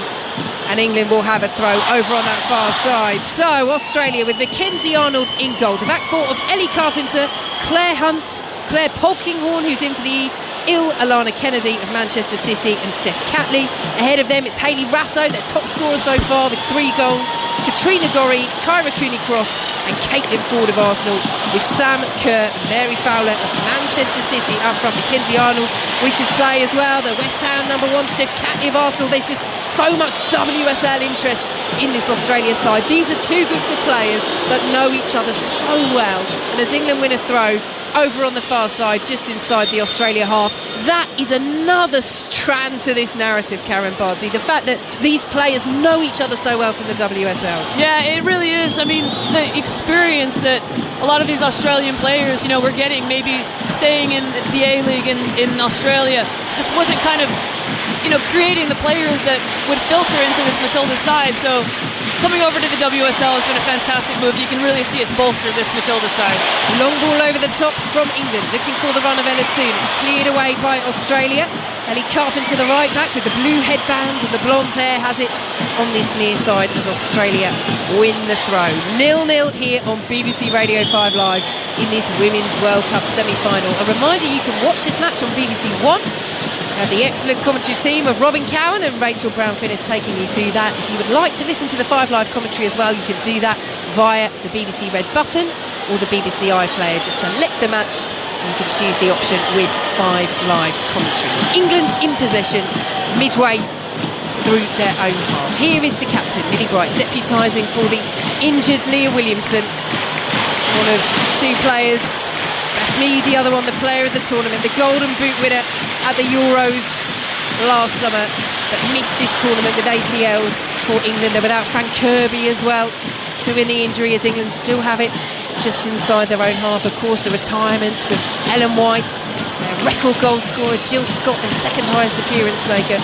Lost some big names in the build-up to this tournament, England, and through it as well with Walsh's injury, James's suspension, but they found a way to reach the semi-finals as the ball goes out of play for a throw to Australia midway through their own half. Can they make history, just as they did by winning their first major trophy last summer and reach their first ever Women's World Cup final? Good header on the halfway line for Australia by Gorry, picked up now by Rachel Daly, plays it forward looking for the run of Lauren Hemmings, cleared away by Australia and picked up by Kyra Cooney-Cross, played forward by Steph Catley of Arsenal, pursued over on that far side by Caitlin Ford, her Arsenal teammate. The throw goes England's way, and Stadium Australia does not like that. No, they certainly don't. You can see a really narrow approach from Australia. You've got Sam Kerr dictating the press centrally, and you've got Mary Fowler on the left, and Hayley Rasso, the opposite wide player on this near side, is really tucking in, trying to force play down this left-hand side, trying to stop the cross. Ball over the top from England is shepherded back to Mackenzie Arnold by the hugely experienced Claire Polkinghorne, 34 years of age, 162nd cap she's winning, playing alongside a player who's very much at the other end of the scale. She's 24, Claire Hunt, but only made her debut back in February, her 12th cap, but as England have it just inside their own half. She's been so impressive, Claire Hunt, at the back for Australia. She is. She's been a really calming presence. I think, not too long ago, Alana Kennedy was out significantly, for a long period of time with an injury, and I think Claire Hunt's really come in, and being a youngster, sometimes you think this might be a bit nervy, but she has been so composed and looks like she's been doing this for years. England in possession midway through their own half. Millie Bright, the captain, plays it out to Rachel Daly on the left-hand side, played forward by Katrina Gorry, but England once more get the foot on it, and Rachel Daly will send it all the way back to Mary Earps. England, who have lost just once under Serena Wiegmann in her 37 games. It was to Australia back in April at Brentford in a friendly, as Mary Earps, under pressure, clears long downfield, won't be collected by Lauren Hemp initially. Rousseau back there, wins it on the halfway line, but she's well dispossessed by Katrina Gorry, who herself is dispossessed by Stanway, and the ball goes out of play for a throw to England on the halfway line. 6 minutes gone, goalless in this Women's World Cup semi-final. Karen Bardsley. Katrina Gorry in the Australian midfield, I mean, she is an absolute workhorse for this team. What an engine she has, and she is just pressing everywhere, regains left, right and centre. She's had a great start so far. Here is Claire Polkinghorne, gets the foot in, but it will break for Ella Toone for England, 30 yards out. She's well dispossessed, and listen to the roar, and it's over the top, and Sam Kerr's in, and the flag stays down. Is this Kerr's moment? No! Earps makes the save, and now the flag is up on this near side. Relief for England, but Mary Earps did her job, and a big double fist bump with Jess Carter and the captain Millie Bright. You know, it's a lot closer than I thought it was going to be. A really mistimed header for Millie Bright, but I thought she was miles off. But regardless, the ball needed saving. It's a good block for Mary Earps. Comes out, narrows the angle, big left foot there. And regardless of whether it was offside or not, that's a lot of confidence for Mary Earps. Well, having just seen the replay, she was offside, Sam Kerr. She'd gone about a yard early. However, this is what she does as England bring the ball forward with Jess Carter. Over the top it goes, down the right-hand side to Alessia Russo. Lays it off to Lucy Bronze. The Sempin-Toone in the centre. Plays it down the line to Russo instead. Receives it back from Georgia Stanway. Nice little bit of possession for England. And you can hear the jeers and the whistles. The frustration just creeping in at Stadium Australia, which is a sea of gold all around us as England drive the ball forward. Headed away at the back by Steph Catley for Australia. Picked up by Georgia Stanway. Now Lucy Bronze. Forward to Russo, who's really taking up wide positions early on in this opening 8 minutes of this Women's World Cup semi-final here on 5 Live in the World Service. It's all the way back with Millie Bright. So, just going back to that Sam Kerr conversation, that's what she does. She plays on the shoulder of the defenders, and her manager at Chelsea, Emma Hayes, says often she gets flagged offside in the WSL, which doesn't have VAR. Sometimes her movement's so good. The benefit for Kerr is that VAR is here, so she can make those runs, she can tread those fine margins as England have it on halfway. And if she's onside, well, VAR will find it out as England play the ball over the top, looking for onside themselves. Oh, brilliant save by Mackenzie Arnold. Excellent run into the penalty area by Georgia Stanway, and Mackenzie Arnold stands up big. Huge save from the Australia number 1. Big chance for England to break the deadlock. And that's Alex Greenwood for you. What a ball in, perfectly weighted, just lands at the feet of Georgia Stanway. I thought she was going to take it maybe a touch and pass it into that far side, but she goes for the first time half volley, and Mackenzie Arnold's equal to it. It's a good foot save, but you have to be clinical. Big chance for England, squandered by Stanway. What can they do from the corner? Greenwood's delivery, cleared away almost by Australia. They get the second header in as well. England trying to keep it alive. Australia can't get it out of the penalty area. Shot is blocked from him. They're appealing for something in there, England. The throw goes their way, and I think that might be all it was. You always wonder whether there's a penalty shout in there, but they seem happy enough with the throw, England. But Australia all of a sudden looking a little bit shaky inside their own penalty area. And it's always going to be a game where both teams are just kind of probing in the first few moments of this game to see where the weaknesses are. And I feel like England are starting to understand that defensively, particularly in the middle. Sam Kerr's been cleaned out there by Alex Greenwood, and a very quick yellow card from our American referee Tori Penso as well. So 10 minutes in, Alex Greenwood on a booking, and honestly, I probably don't need to tell you what's happening when you hear rules like that, listeners, because basically it means Sam Kerr's been cleared out, and they're furious about it. Yeah, I mean, no bones about it. I think Alex Greenwood, a bit eager there to let Sam Kerr know that, you know, she's in the game. And, you know, with a player that's as pivotal as Sam Kerr is, I think, you know, she's so used to getting those challenges as well. But, you know, welcome to the game, Sam Kerr, and Alex Greenwood, you're on a yellow. 10 minutes gone. It's goalless between England and Australia. Live from Sydney on 5 Live as Australia come down the left-hand side, headed away inside the 6-yard box by Greenwood. Jess Carter will help it on, and Australia pick it up over on that left-hand side. Great tempo to the game early doors in this Women's World Cup semi-final. Australia bring it out to the right-hand side. Australia playing in the last 4 of the Women's World Cup for the very first time. They've made history already, co-hosting this tournament, the Matildas. They want, just like England, to go 2 steps beyond. Here is Millie Bright as England win the ball back and just slow the play down midway through their own half. Bright will square it to Greenwood. Greenwood, who, like Karen Bardsley, sitting to my left, knows the heartbreak of losing in a World Cup semi-final with England. Not once, but twice. Can England change the story? Can they make history and reach their first Women's World Cup final? Out to the right-hand side they go. Delivery into the area. Rachel Daly's arriving. Ellie Carpenter's there, and she just about did enough, the Lyon defender, and clears up towards halfway. And every successful clearance and touch is cheered by this capacity crowd. Over 75,000 inside this iconic stadium as England win the throw midway through the Australia half. It's 0-0, it's tight, it's tense. It's great. Both teams are really growing into this. It's going to be a chess match. I think ultimately it'll come down to who makes the first mistake and who can capitalize, but really disciplined press so far. You can see Hayley Raso really trying to force play back into the numbers. Oh, brilliant ball by Daly into the penalty area. Bronze was in there. Header was won by Australia. Bronze is saying that there was no foul in there. The referee is looking at her assistant to see if there was. No flag on the far side, so England get the corner. That's a good ball in. I think obviously England have targeted that back post in terms of where the spaces emerge. I mean, Steph Catley does a great job of getting goal side of Lucy Bronze, and it's a fantastic cleared header, but that's where the threat's going to come from, those deep crosses in. So corner to England, goalless, 12 and a half minutes played in this Women's World Cup semi-final. Greenwood's delivery and the header is flicked over by Rachel Daly from 8 yards out, but she was coming through a crowd of gold shirts there and a couple of blue ones as well.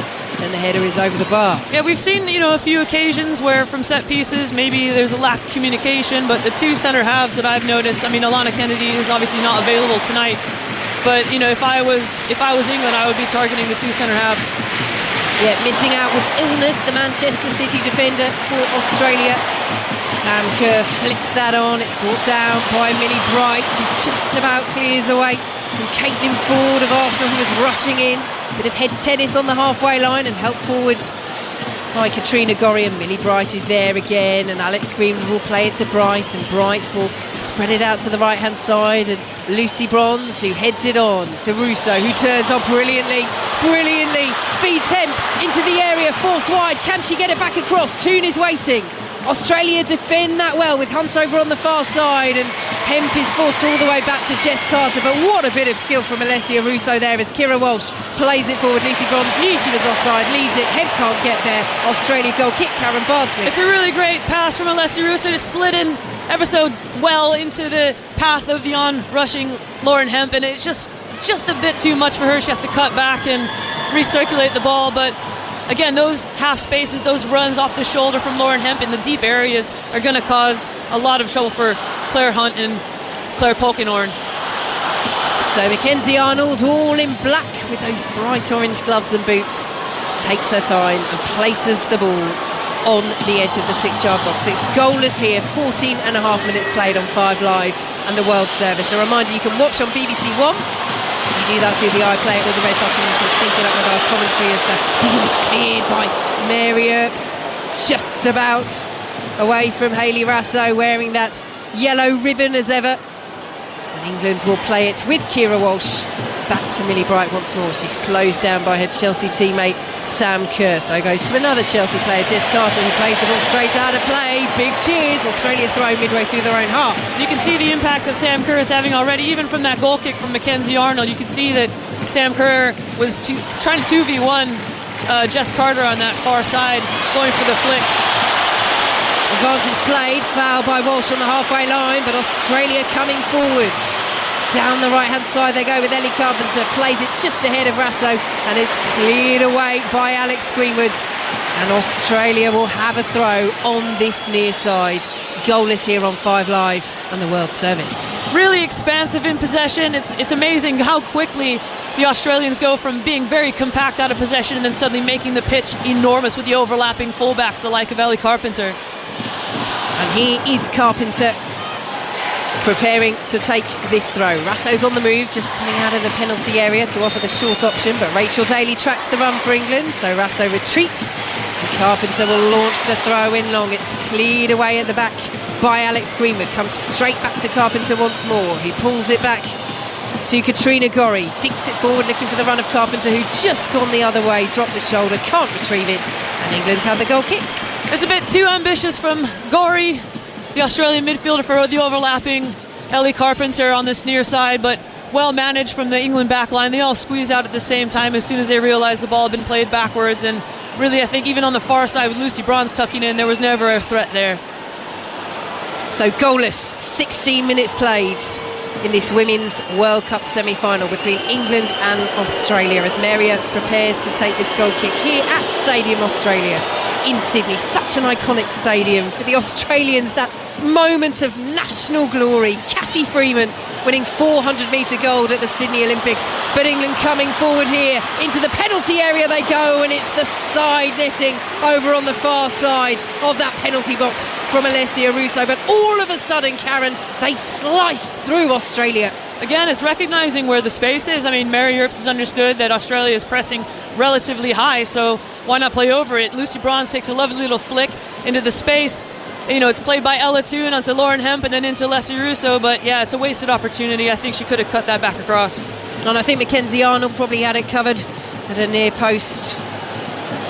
West Ham number 1. It's had such a good season in the WSL, and West Ham's Player of the Year as England commit the foul over on the far side, and Lucy Bronze might get a bit of a talking to here. A reminder, Bronze was one of those players on a yellow card going into the quarter-finals, but they're all white, so no player who gets a booking in this match would miss the final or the 3rd and 4th place bronze medal match, whichever team ends up where. Will it be Australia, who've already reached their first Women's World Cup semi-final? Will it be England looking to reach their first Women's World Cup final? They've reached this stage twice before, in 2015. Heartbreak late on in added time. That Laura Bassett own goal against Japan ended their hopes. Heartbreak in 2019 against the USA. As Australia play the ball to the edge of the penalty area, Lucy Bronze just getting away with a telling off and a free kick there, not a booking, and it's England's turn to get a free kick midway inside their own half. But Karen, I mean, so many of these players were involved, particularly in 2019. The likes of Alex Greenwood, Lucy Bronze, Jordan Nobbs, who hasn't featured yet but is on the bench for England at this tournament, were involved in 2015, as you were as well. Do you think it will play on their minds, those lionesses that were involved? Will it galvanise them? I think it'll galvanise them. I don't think it plays on their minds. I think those are two different propositions. Australia win the ball down the left-hand side, but it's a poor delivery forward, looking for the run of Sam Kerr, and Jess Carter, who made the initial mistake, is able to retrieve and play it into the penalty area for England. And Millie Brights will pick it up 0-0. But yeah, back to your question, I think ultimately it provides learning moments, isn't it? So, you know, Millie Bright getting sent off in 2019 in the semi-final, she will have learned a lot from that, you know, maybe has that influenced her decision making in a positive way? I certainly think so, but this team has matured so much since then. So Millie Bright in possession. Out to the right hand side she goes. Millie Bright, who is another who has really matured, as Karen was saying, sent off late on in that semi-final defeat to the USA in 2019, but now skippering the side in the absence of the injured Leah Williamson. As England play it forward down this left-hand side. Australia yet to have a shot on goal in this match, although it's felt even in terms of the momentum that both sides have garnered, as England squander a bit of that, play it straight out again for a throw. Seen a couple of those nervy passes, and they're being roared by the capacity crowd inside Stadium Australia, but England have had the better chances, Karen. Yeah, they have, you know, and they've come out of being adaptable, like we've seen. They're happy to either try to play through the thirds or over the top, but whatever route it takes, it doesn't matter how the ball goes in the back of the net. So Australia with the throw over on the far side. Ford won't get onto it. Mary Fowler, Manchester City trying to latch onto it. Such a talented young player.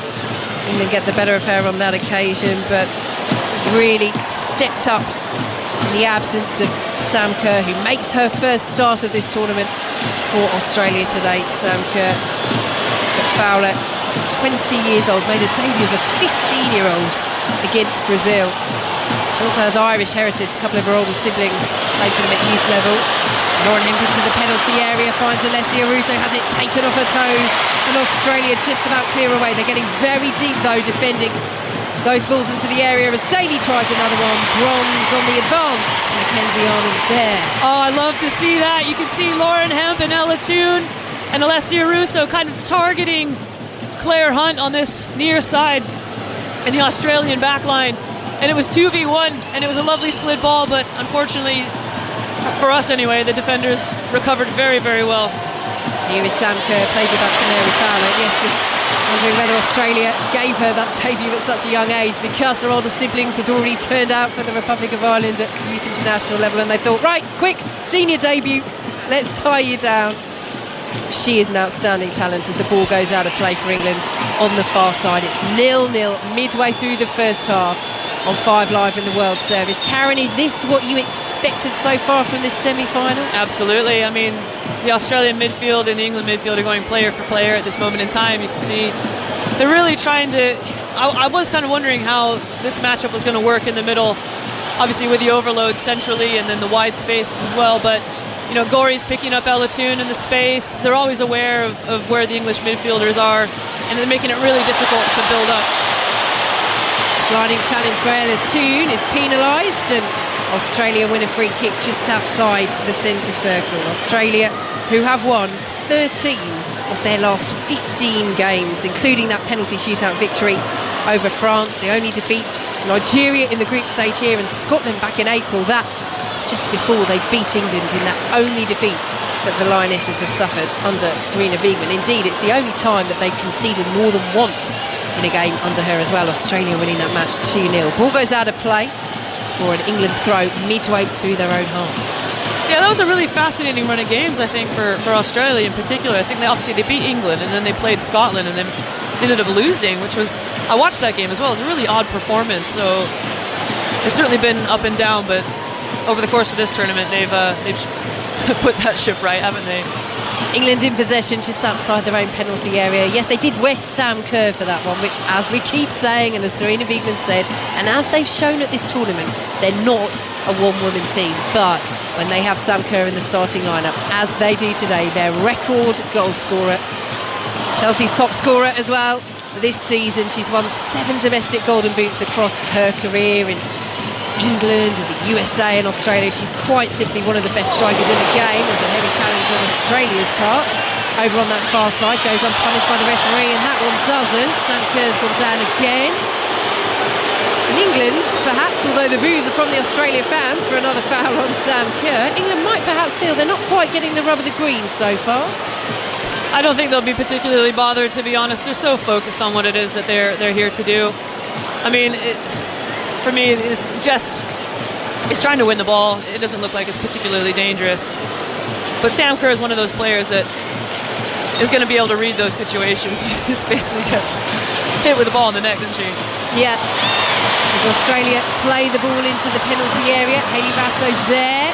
Almost wins the header, but Rachel Daly sends it back to Mary Earps. Yes, 2 Chelsea teammates in Carter and Kerr coming up against each other, and you're spot on, Karen. Basically what happens is Jess Carter manages to get her foot to the ball. That then hits Sam Kerr in the face, and she grabs her face. Obviously it does hurt, but almost intimating that Carter has caught her, and a bit of a soft free kick. But England have dealt with it, and they have it over on the far side with Carter once more. Goalless here on 5 Live in the World Service. But I think that's where they've really grown, Vicky, over the years. You know, there have been times we play against, you know, teams like Colombia, Italy, so on and so forth, that really, really frustrate you physically, but this Lioness team just doesn't seem to get phased.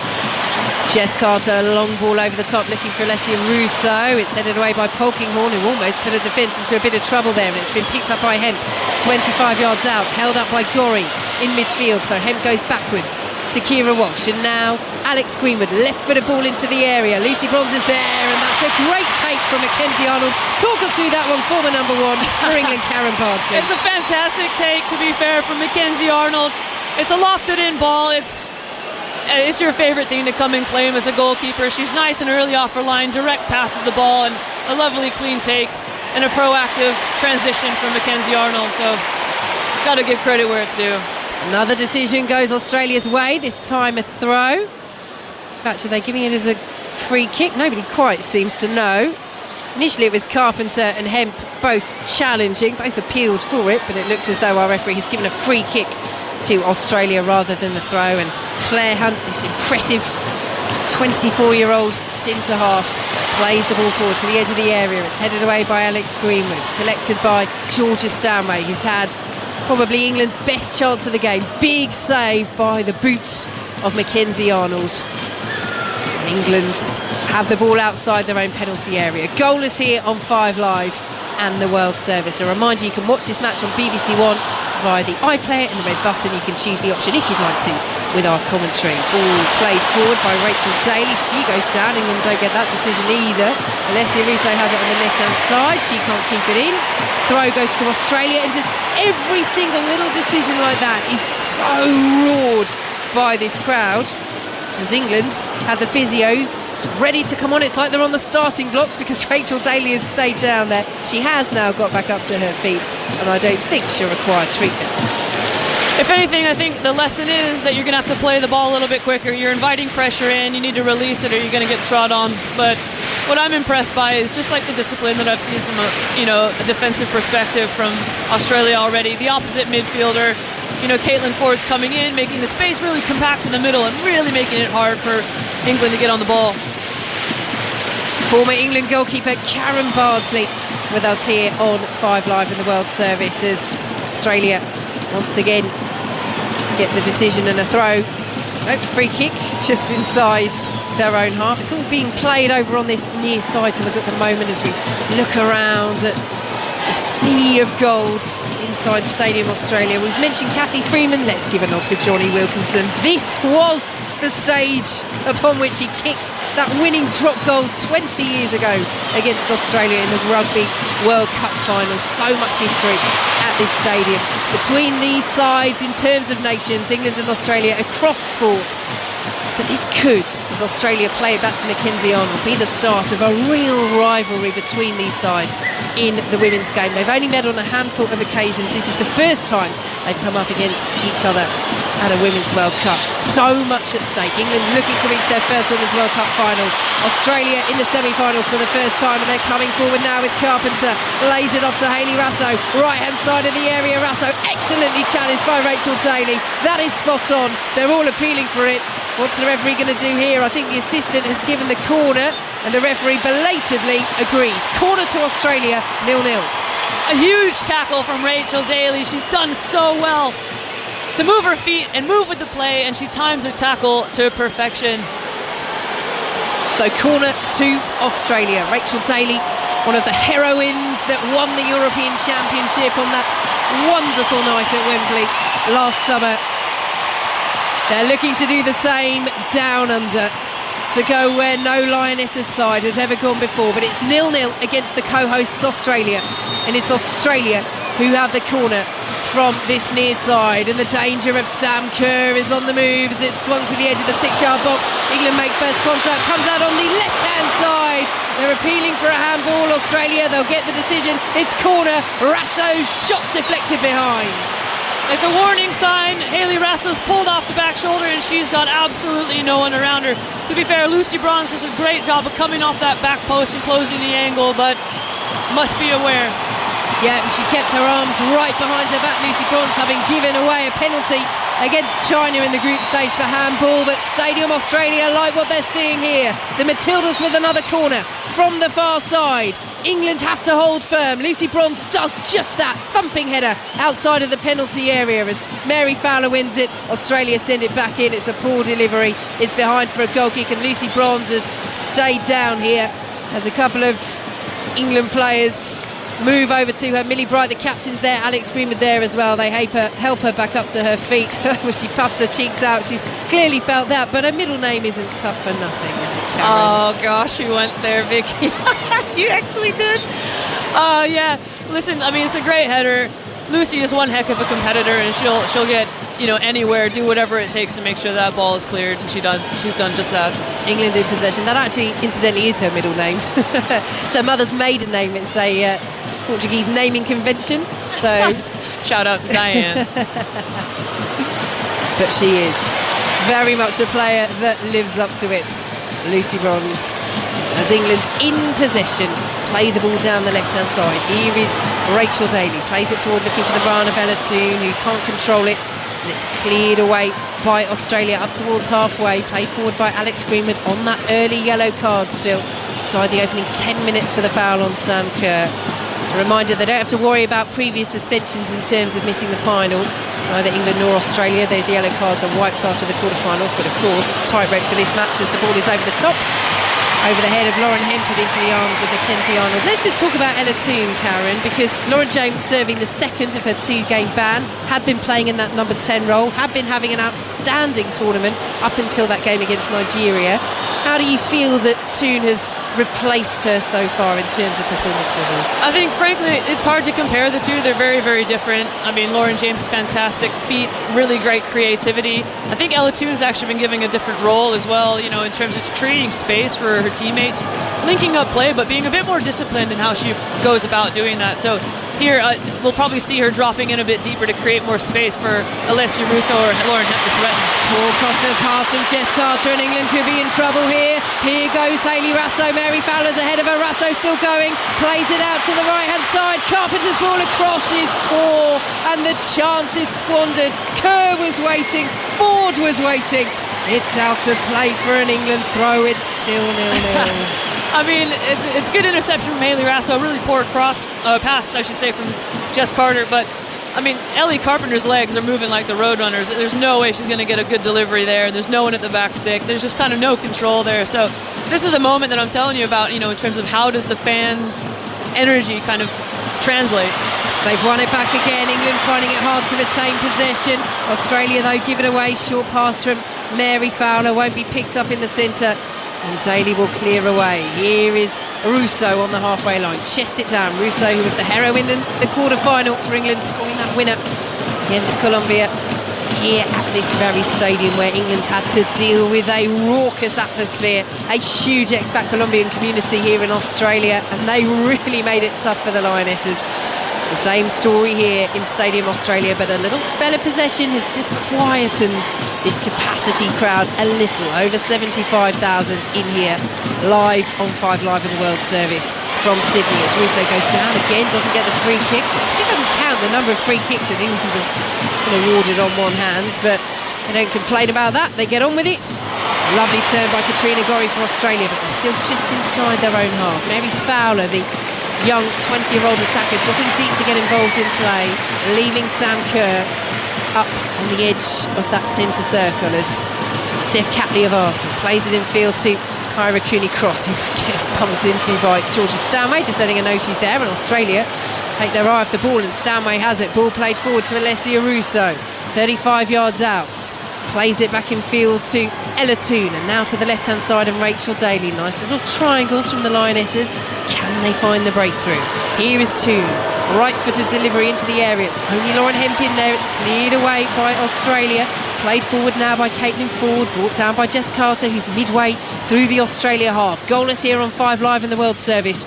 34 minutes played in this Women's World Cup semi-final. Forward now to Lucy Bronze. She's well challenged by Arsenal's Caitlin Ford. And forward she goes, looking for the run of Sam Kerr. Intercepted by her Chelsea teammate Jess Carter, who plays the ball back to Alex Greenwood. And let's just talk about the back three, Karen, because that really has started to work together as a unit in the quarter-final and the semi-final as well. Greenwood, the captain, Brighton Carter.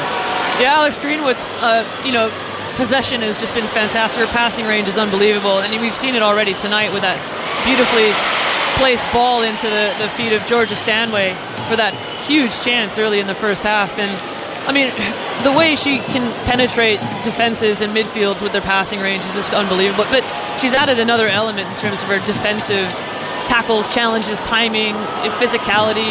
She's just been outstanding in this tournament.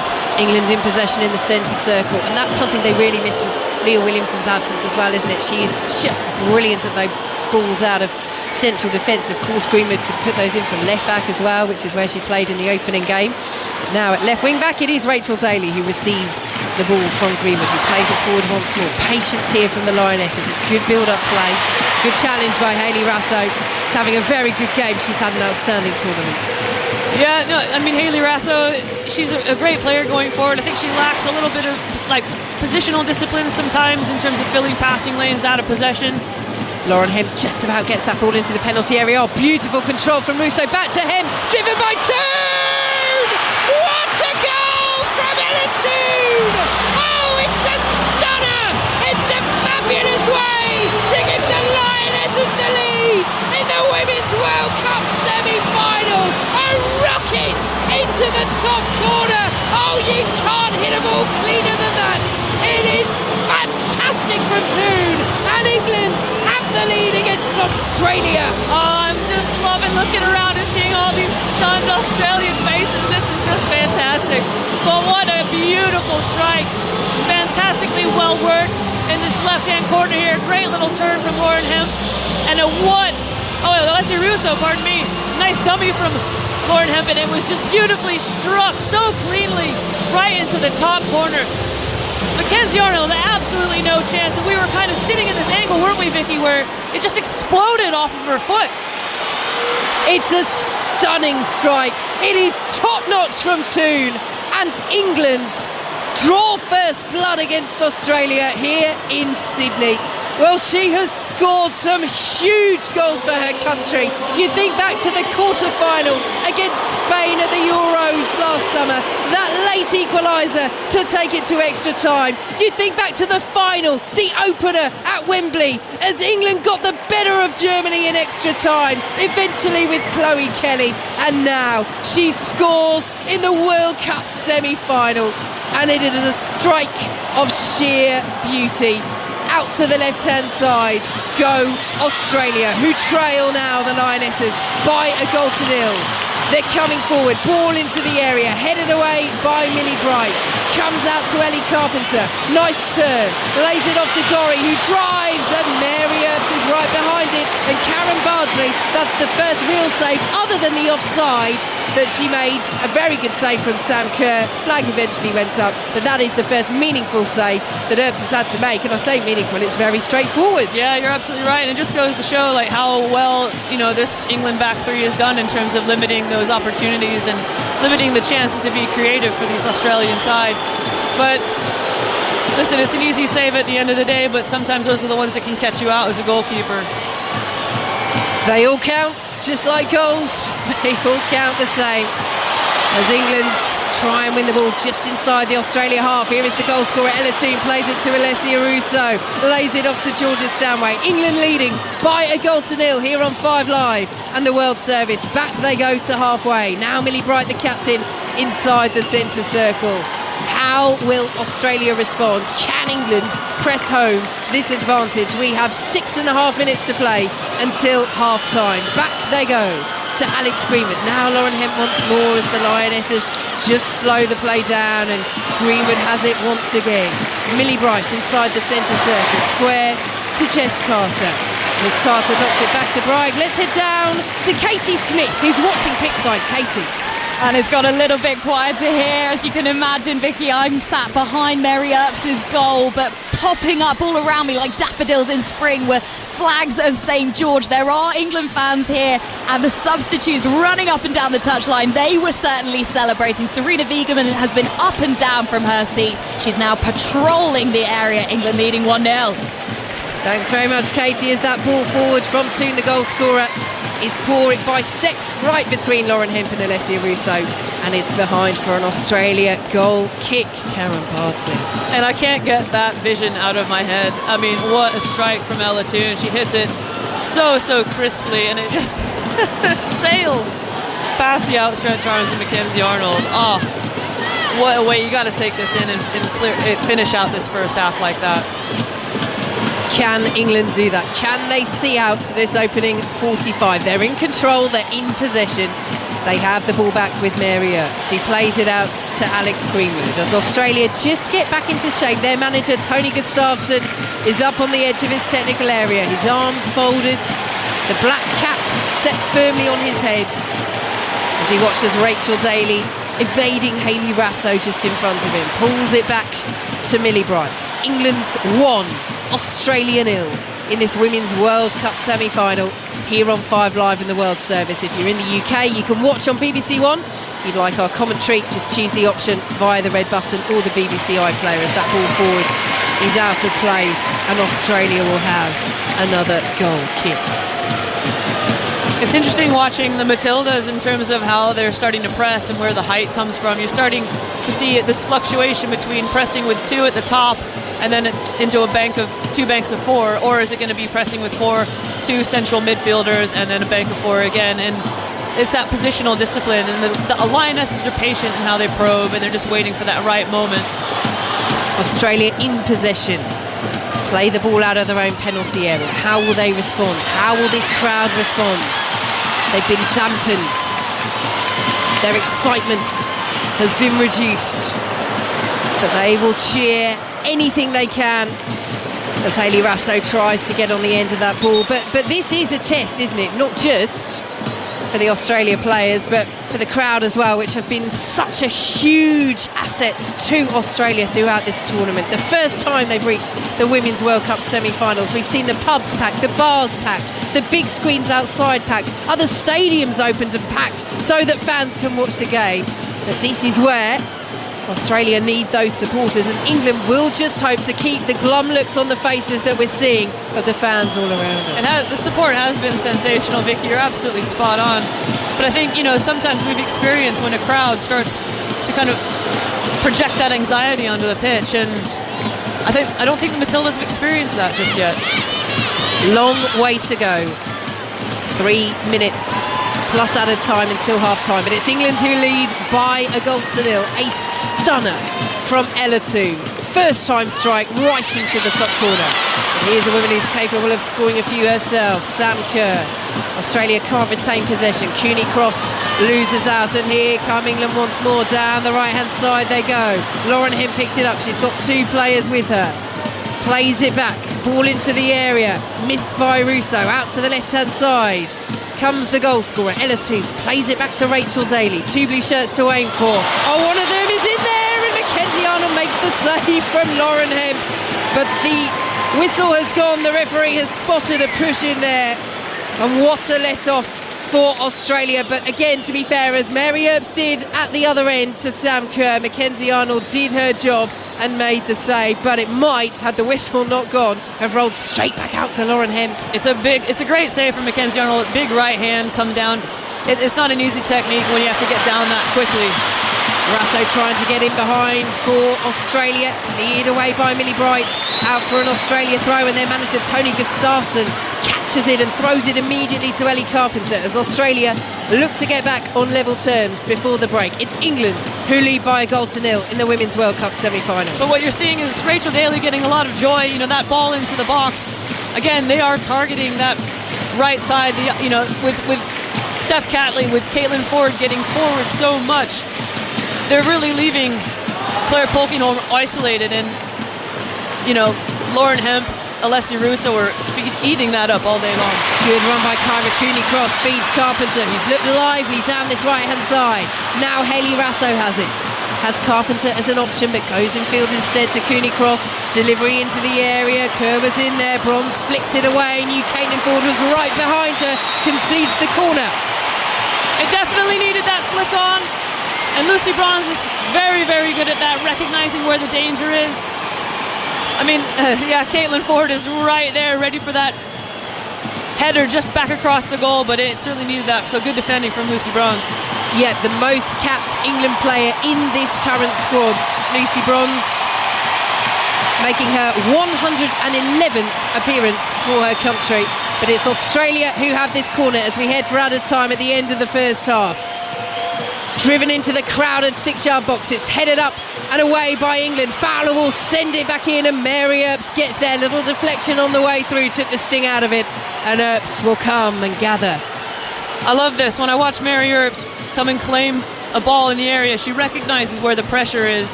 The not only physically as where the ball is, but where it feels like it's coming from. So she takes the sting out of the game by just resting on the pitch, just to kind of let everyone breathe.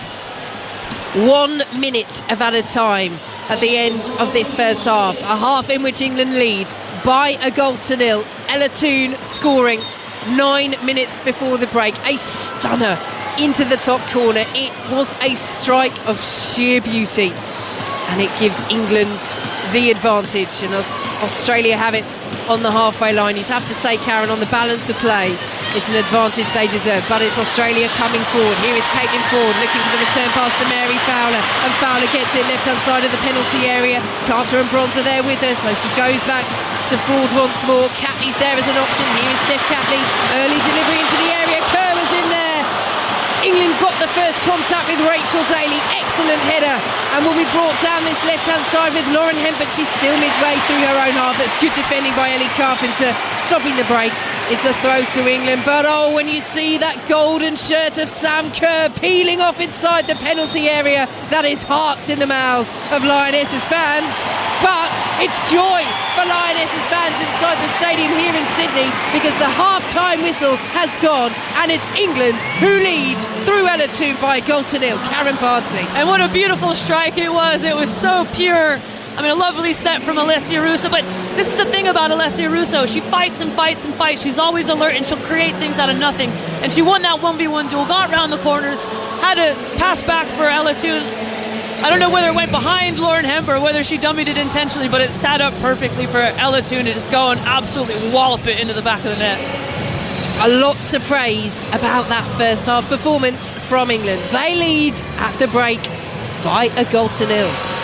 So advantage England at half-time here in Stadium Australia, leading Australia by a goal to nil. Karen Bardsley, Ella2 only scores big goals, as we know. When I spoke to her just a few days ago ahead of this match, I kind of asked her how would she celebrate if she scored a goal at the World Cup. And she's got a group of friends back home. They've all had little red heart tattoos on their wrist.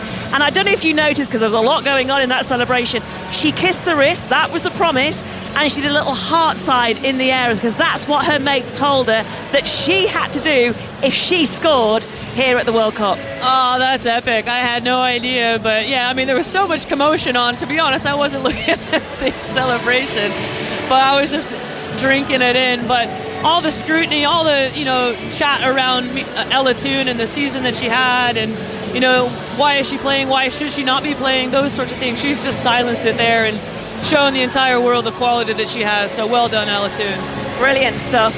On Gary Lineker, social, if you want to get in touch, by the way, at 5 Live Sport, and you can text us on 85058 just to get your reaction on that first half performance against from England against Australia. Gary Lineker cracking strike from Ella2. England lead, obviously, 1-0. A gripped at work, another one says, bus is back at midday. I'll be utilising my lunch hour. Very good too. Come on, England. And Peter saying Ella2 with an absolute ripper into the side netting to put the Lionesses ahead. One of the goals of the tournament, and what a time to do it. We will talk more about that goal.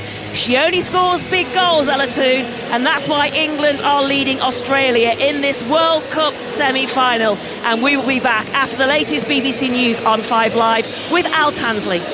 Comedian Maisie Adams, she's in here in Stadium Australia. I'm hoping we can speak to her now. We've just gone through a light show again. We get these at every half-time in these matches at this World Cup. And then the fans and supporters in here, when the lights go down, their torches on their camera phones go up and they wave it along to the sound of Coldplay through the speakers here. Maisie, host of Big Kick Energy podcast and the Transfer Gossip Daily on BBC Sounds. How are the nerves? How are you feeling? The thoughts on the first 45 from you? Oh my God, I cannot begin to tell you what the atmosphere is like in this stadium. It is so loud. And we're sat like at the other end to where Ella2 got that fantastic goal, and it was absolutely mad when it went off. There's enough England fans here, just about enough to hopefully have Ella2 hear us from this side of the stadium. But it is madder than a Coldplay concert, if you can imagine that. We've changed the track as well, but podcast with you. You've got the podcast with your fellow comedian and Susie Ruffle as well. What's it been like sharing your passion with her? Is she kind of getting into it as well? It's been amazing. I think that's what this World Cup is all about, is the inclusivity. If you take somebody like Susie who didn't know anything about the women's game, she's got so into it. I mean, I wish she was here with me, but well, she's not, so I'm here with a barbecue pizza instead. Well, why not? Why not? I mean, there are other things you can go and buy along. We had Australian pies in the media room. They put out special Australian pies with the national flag just on the top. It's amazing. It's amazing. The Aussies are now currently doing something where this sort of what is that? Is that a pelican? A toucan? I don't know.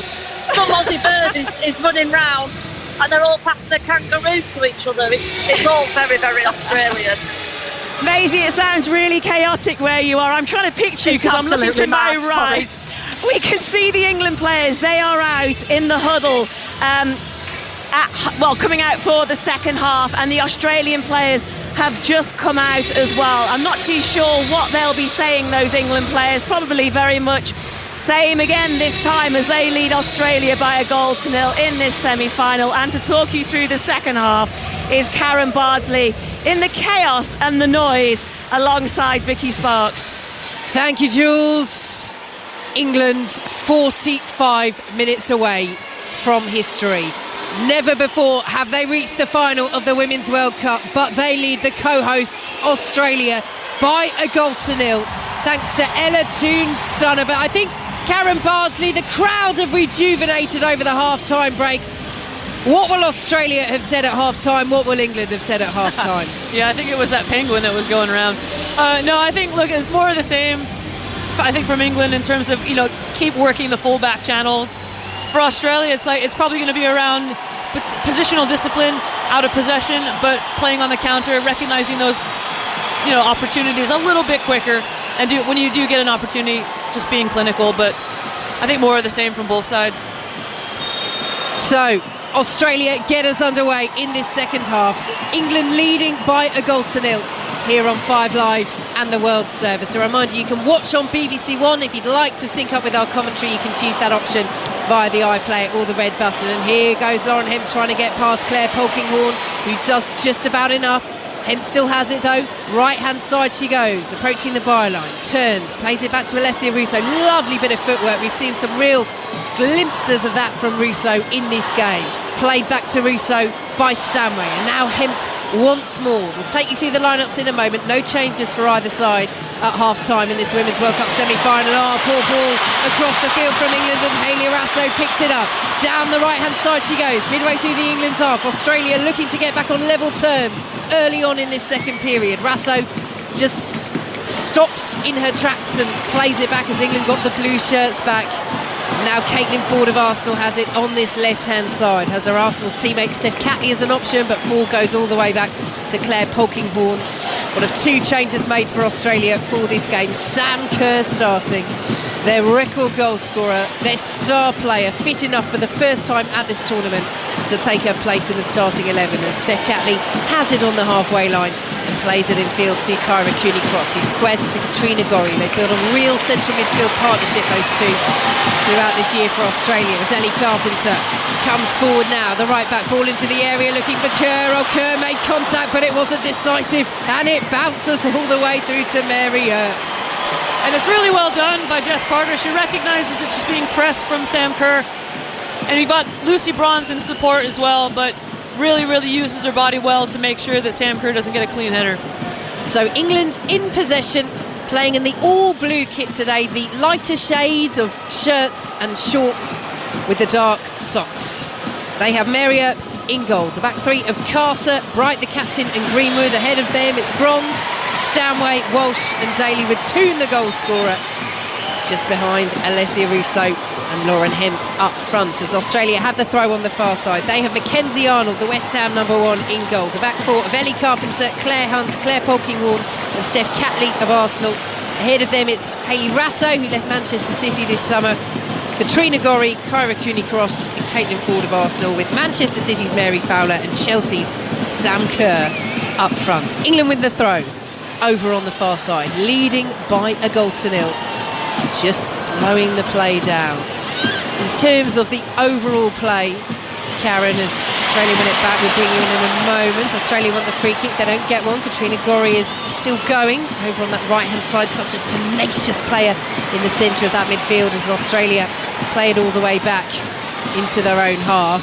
Deserved lead for England, we have to say, at this stage. Yes, absolutely. They've been exceptional in their pressure, their aggression, to not only win the ball back, but really capitalize on the spaces that are emerging in this Australia back line. Here is Ellie Carpenter looking to capitalise on any space that England allow her. The right back, who loves to get forward, plays it forwards.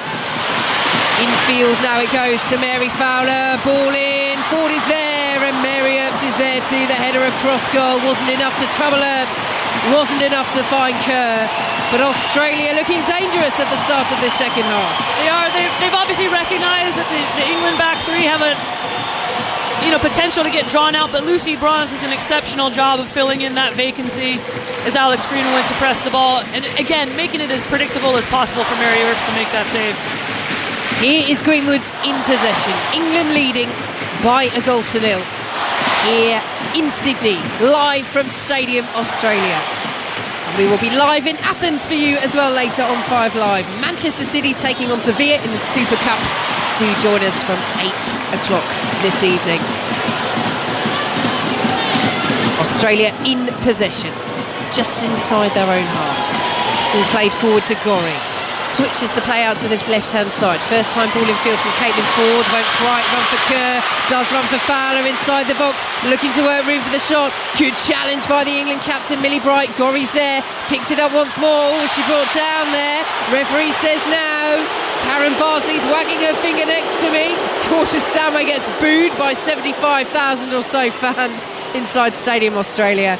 And England are in possession with Kira Walsh, who sees the run through the centre of Ella Toone. Oh, that was the combination in the European Championship final. And Toone won't just reach it on the byline. But Australia couldn't take the chance that she'd get something on it. They play it behind. It's an England corner. And that's Ella Toone in a nutshell. She takes those moments and creates so much danger from nothing. She recognises the space, starts her early run to make sure that she's onside. And Kira Walsh just clips into a lovely little channel just in behind the full-back. And managed to get something out of nothing there. But listen, England have been fantastic in possession. They're doing really, really well getting up to the ball, and then dispossessing Australia, but then also creating opportunities on the regain. So corner to be taken amidst a chorus of boos for England from this near side. Can they double their advantage? It's swung high into that crowded 6-yard box and bounces past everybody and goes out of play for an Australian goal kick. But again, they're looking for the run of Bronze at the far post. That's right, a little bit of frustration there at the end from Lucy Bronze. Looks as though maybe she was blocked off by either Caitlin Ford, I think it was. And I'm not sure if Millie Bright was actually the target there. I do think you're right. I think it was actually Lucy Bronze at the back stick. So Australia in possession, working very hard to get out of their own half, giving the ball away. The work didn't pay off. Here is Russo, challenged by Fowler. That's a very good challenge. She then goes down under pressure again from Russo. No free kick. England in possession still with Lucy Bronze, right-hand side, swings the ball in. It's headed away by Australia. Fowler is there once more. Those iconic black gloves as she tries to clear the ball away. Australia, though, struggling to clear their lines.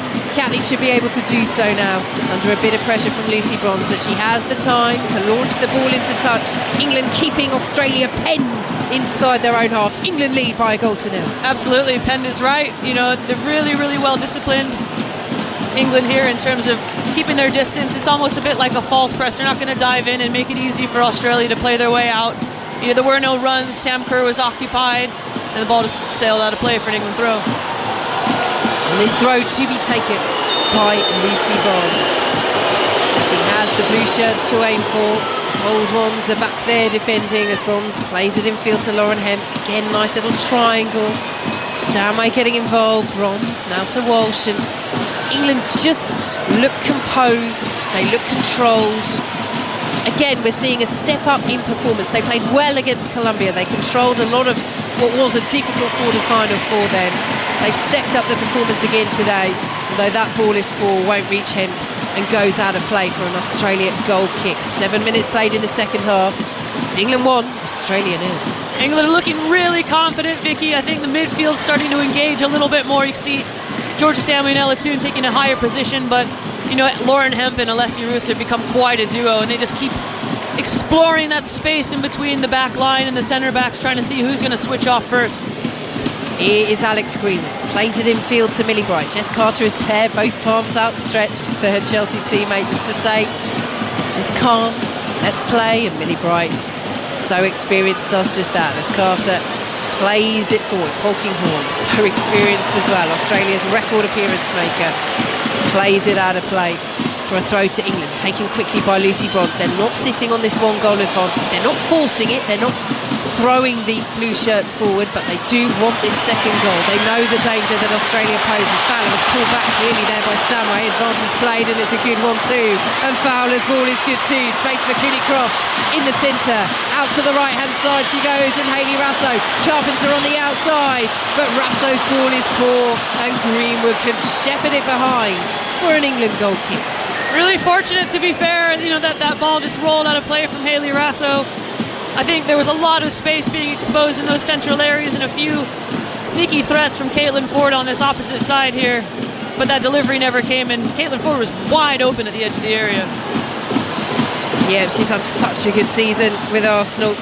Caitlin Ford, 12 goals for the Gunners in all competitions, 9 assists as well, playing in her hometown. Such a special occasion this for her, and for all these Matildas players, their first Women's World Cup semi-final, but they trail the Lionesses of England by a 1-0. As Katrina Gorry picks it up in the centre for Australia. Here now is Polkinghorne. We'll play it forwards to Catley. Polkinghorne once more. Australia's turn to be patient in possession as they look to find an equaliser against England here on 5 Live and the World Service. A reminder, you'll be able to listen to all the reaction from this match on the Football Daily. You can download that from BBC Sounds. Just go to your favourite app store, search for the BBC Sounds app, search for the Football Daily and click subscribe. Here is Katrina Gorry in possession. Just evades Lauren Hemp with that ball back to Polkinghorne, but it's a good little spell of possession for Australia as Catley plays it forward, looking for the run of Sam Kerr, cleared away by Carter. Such a good reader of the game. Stanway, half a shout for handball, not given by our referee Tori Penso. And England have it with Kira Walsh just inside their own half. Plays it back to Alex Greenwood on an early yellow card, Greenwood's, but has managed that well.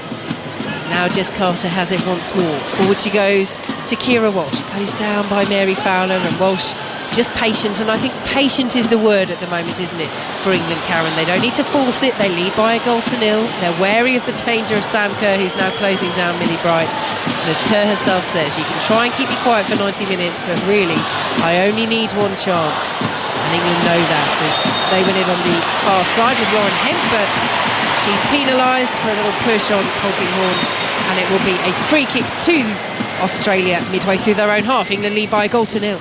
Jess Carter's been outstanding for me. We've seen 2 interceptions there, and then, Millie Bright and Jess Carter marshalling Sam Kerr so well, just taking turns. I think Sam Kerr is just kind of targeting one or the other, floating in between, and really they always know where she is and get a body on her straight away as soon as that run starts. But really well, excellent positional discipline from the back three here. Australia in possession. Here is Catley as they look to test that back three of England. But it's the right wing back, Lucy Bronze, who gets the interception. Hemp is up there, wins the challenge, goes for the early strike. And Mackenzie Arnold is equal to it. Both hands, palm it behind for an England corner. Well, she had to be alert there. Quick thinking from Hemp. I love Lauren Hemp. This is fantastic from her. She goes and challenges Polkinghorne and wins that 50-50 battle as the ball just falls ever so nicely for her for a half volley. And initially I thought that ball didn't need saving, but actually it was a lot closer than I expected. So Mackenzie Arnold does so well to get 2 hands to it. So corner to be taken from this near side for England. Once again, the blue shirts are dotted around the gold ones. Once again, there are runners at the far post. Bronze and Bright among them, and again they go to the far post, and Bright was there and she heads it wide. What a chance for the England captain. Again, there were bodies there, but it's a technique and a tactic we've seen England use throughout this tournament, and it looks dangerous. Yeah, I mean, Melly Bright is such a unit. She's so powerful in the air and just rises above everyone else and gets that enormous bun on the ball, and unfortunately just goes a bit wide. But promise for England from those set pieces. They have the ball just inside their own half, and Bright now back in the defensive 3 is an option for Alex Greenwood, and Bright is found, and Kerr will close her down, and now Earps takes a touch. She looked a little bit nervy there, Mary Earps, as Sam Kerr ball down on her, but she managed to play it out to Jess Carter, who plays it out, and Lauren Hemp has to hurdle the camera down there, can't keep the ball in, and it's an Australia throw. But Katie Smith down on the touchline. You had a great view of that Millie Bright chance. Yeah, that Millie Broad chance, and also Hemp before that, who's been so industrious, and it looked like it came from nowhere. Mackenzie Arnold actually sighing with relief when she palmed that away two-handed, because that was a sneaky one from the middle. The crowd are bringing it, Vicky, in this second half. There's someone to my left-hand side with a sign saying, "Don't worry, we've got Gorry," but they are worrying now. Thank you, Casey. As they come down the left-hand side, Australia, but Caitlin Ford won't reach that, and Marriott clears long downfield. Hockinghorn almost gets into a little bit of a mix-up with Hunt, but they just about deal with the threat of Lauren Hemp there and go back to Mackenzie Arnold. But that's it, isn't it, Karen? It's 1-0. This tie still very much in the balance, although, as we say, England deserve this lead. Yes, they do, and I'm really enjoying watching Lauren Hemp play. She's just been so effervescent. She's just running around, just causing loads of chaos. Challenging for every 50-50 ball, and really, making the two centre backs for Australia work and run. Their legs are going to be absolutely shattered after this.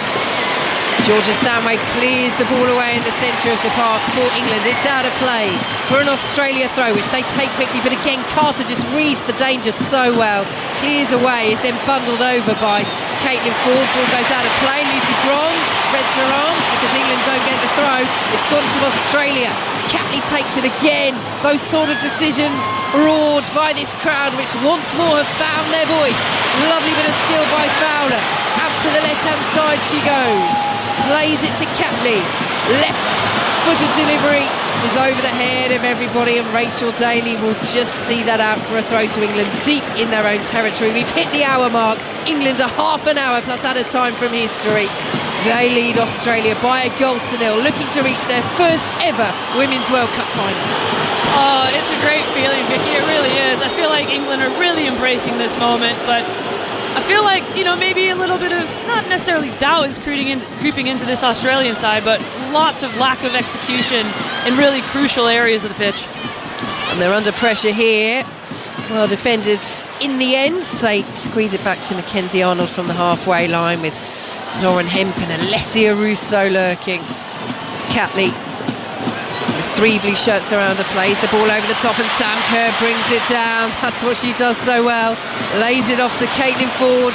Now Kerr once more. Early delivery. England just about get there with the head of Rachel Daly. Brought down by Caitlin Ford. Australia building momentum once more. Kerr's first time delivery headed away by Greenwood.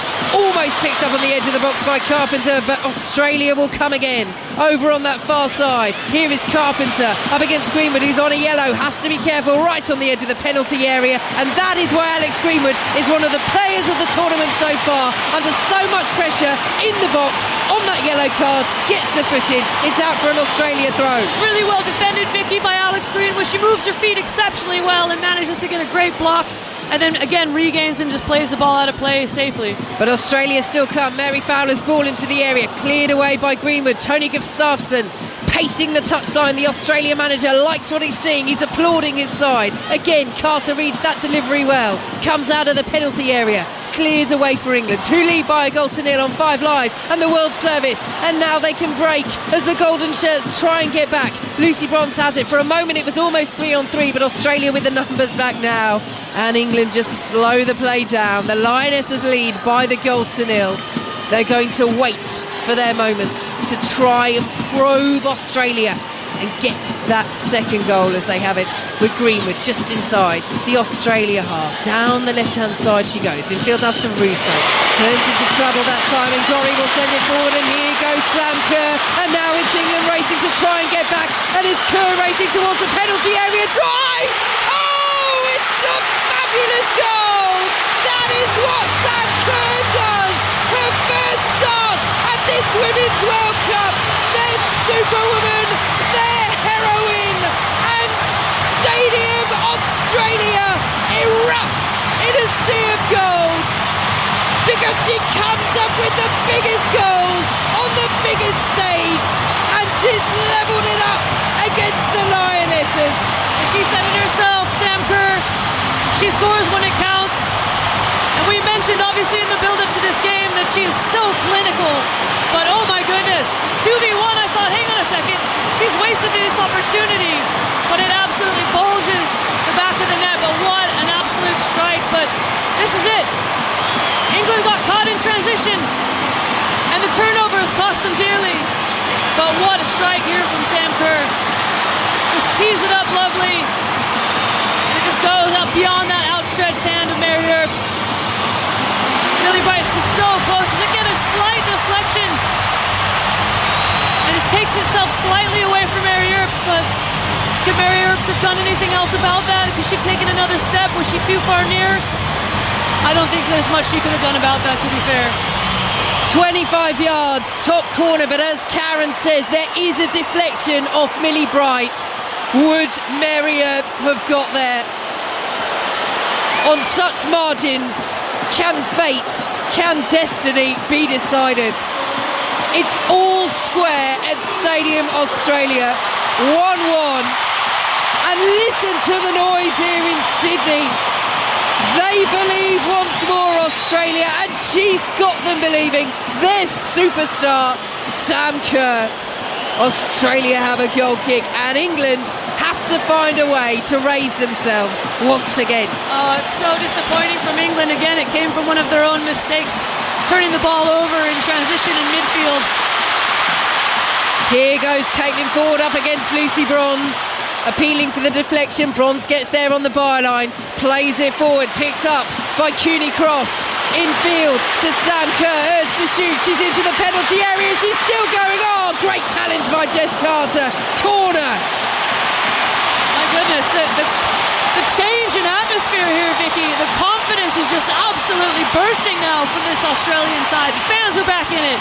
They look about 2 feet taller now. This is the key moment of the match for England. You feel that, you sense it, you taste it inside this stadium. It's 1-1. They have to ride out this storm because Australia are coming. Australia are on the charge. They have a corner. Oh, they've swung it in and the referee has said no, she spotted something. Mary Earps punched it away. And you know, I'll tell you what, listen to the change in atmosphere just from all that anticipation, momentum building, and now they have to go again. And I'll tell you what, England, uncertain as to what the referee actually saw, but might be quite grateful for that. But no, already they're raising the volume once more. Yeah, every single time now anyone even breaks on an attack.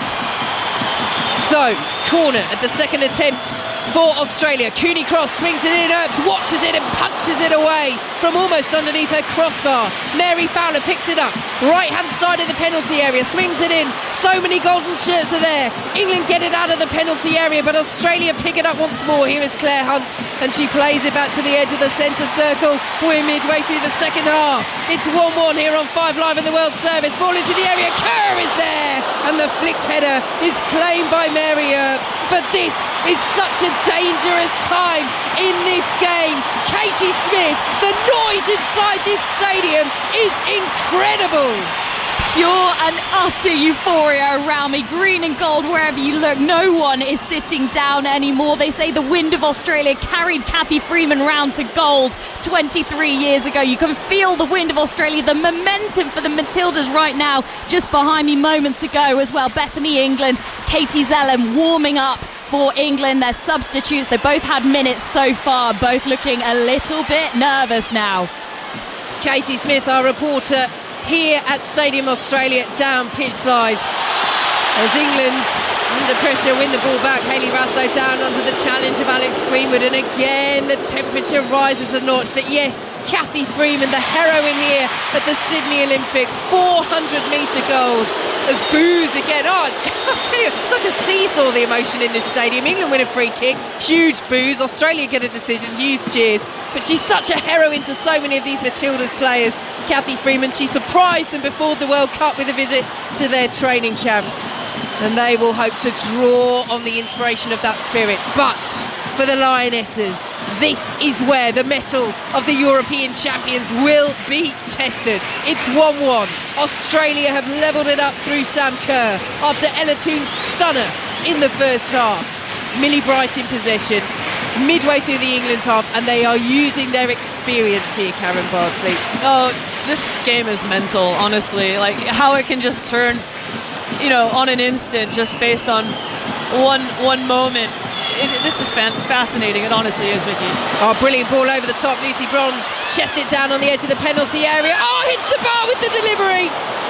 almost catching out Mackenzie Arnold as the ball is cleared away and goes out for an Australia throw. Took a nick off an England boot on the way through. Oh, almost England back in front in fortuitous circumstances. In the end, just watching the replay, it doesn't quite shave the crossbar, but it is curling over the fingertips of Mackenzie Arnold and just curls away from that goal. Yeah, it's really well taken by Lucy Bronze, and it's a cheeky little ball, and I thought that was just going to drop into the far corner of the net, but not today.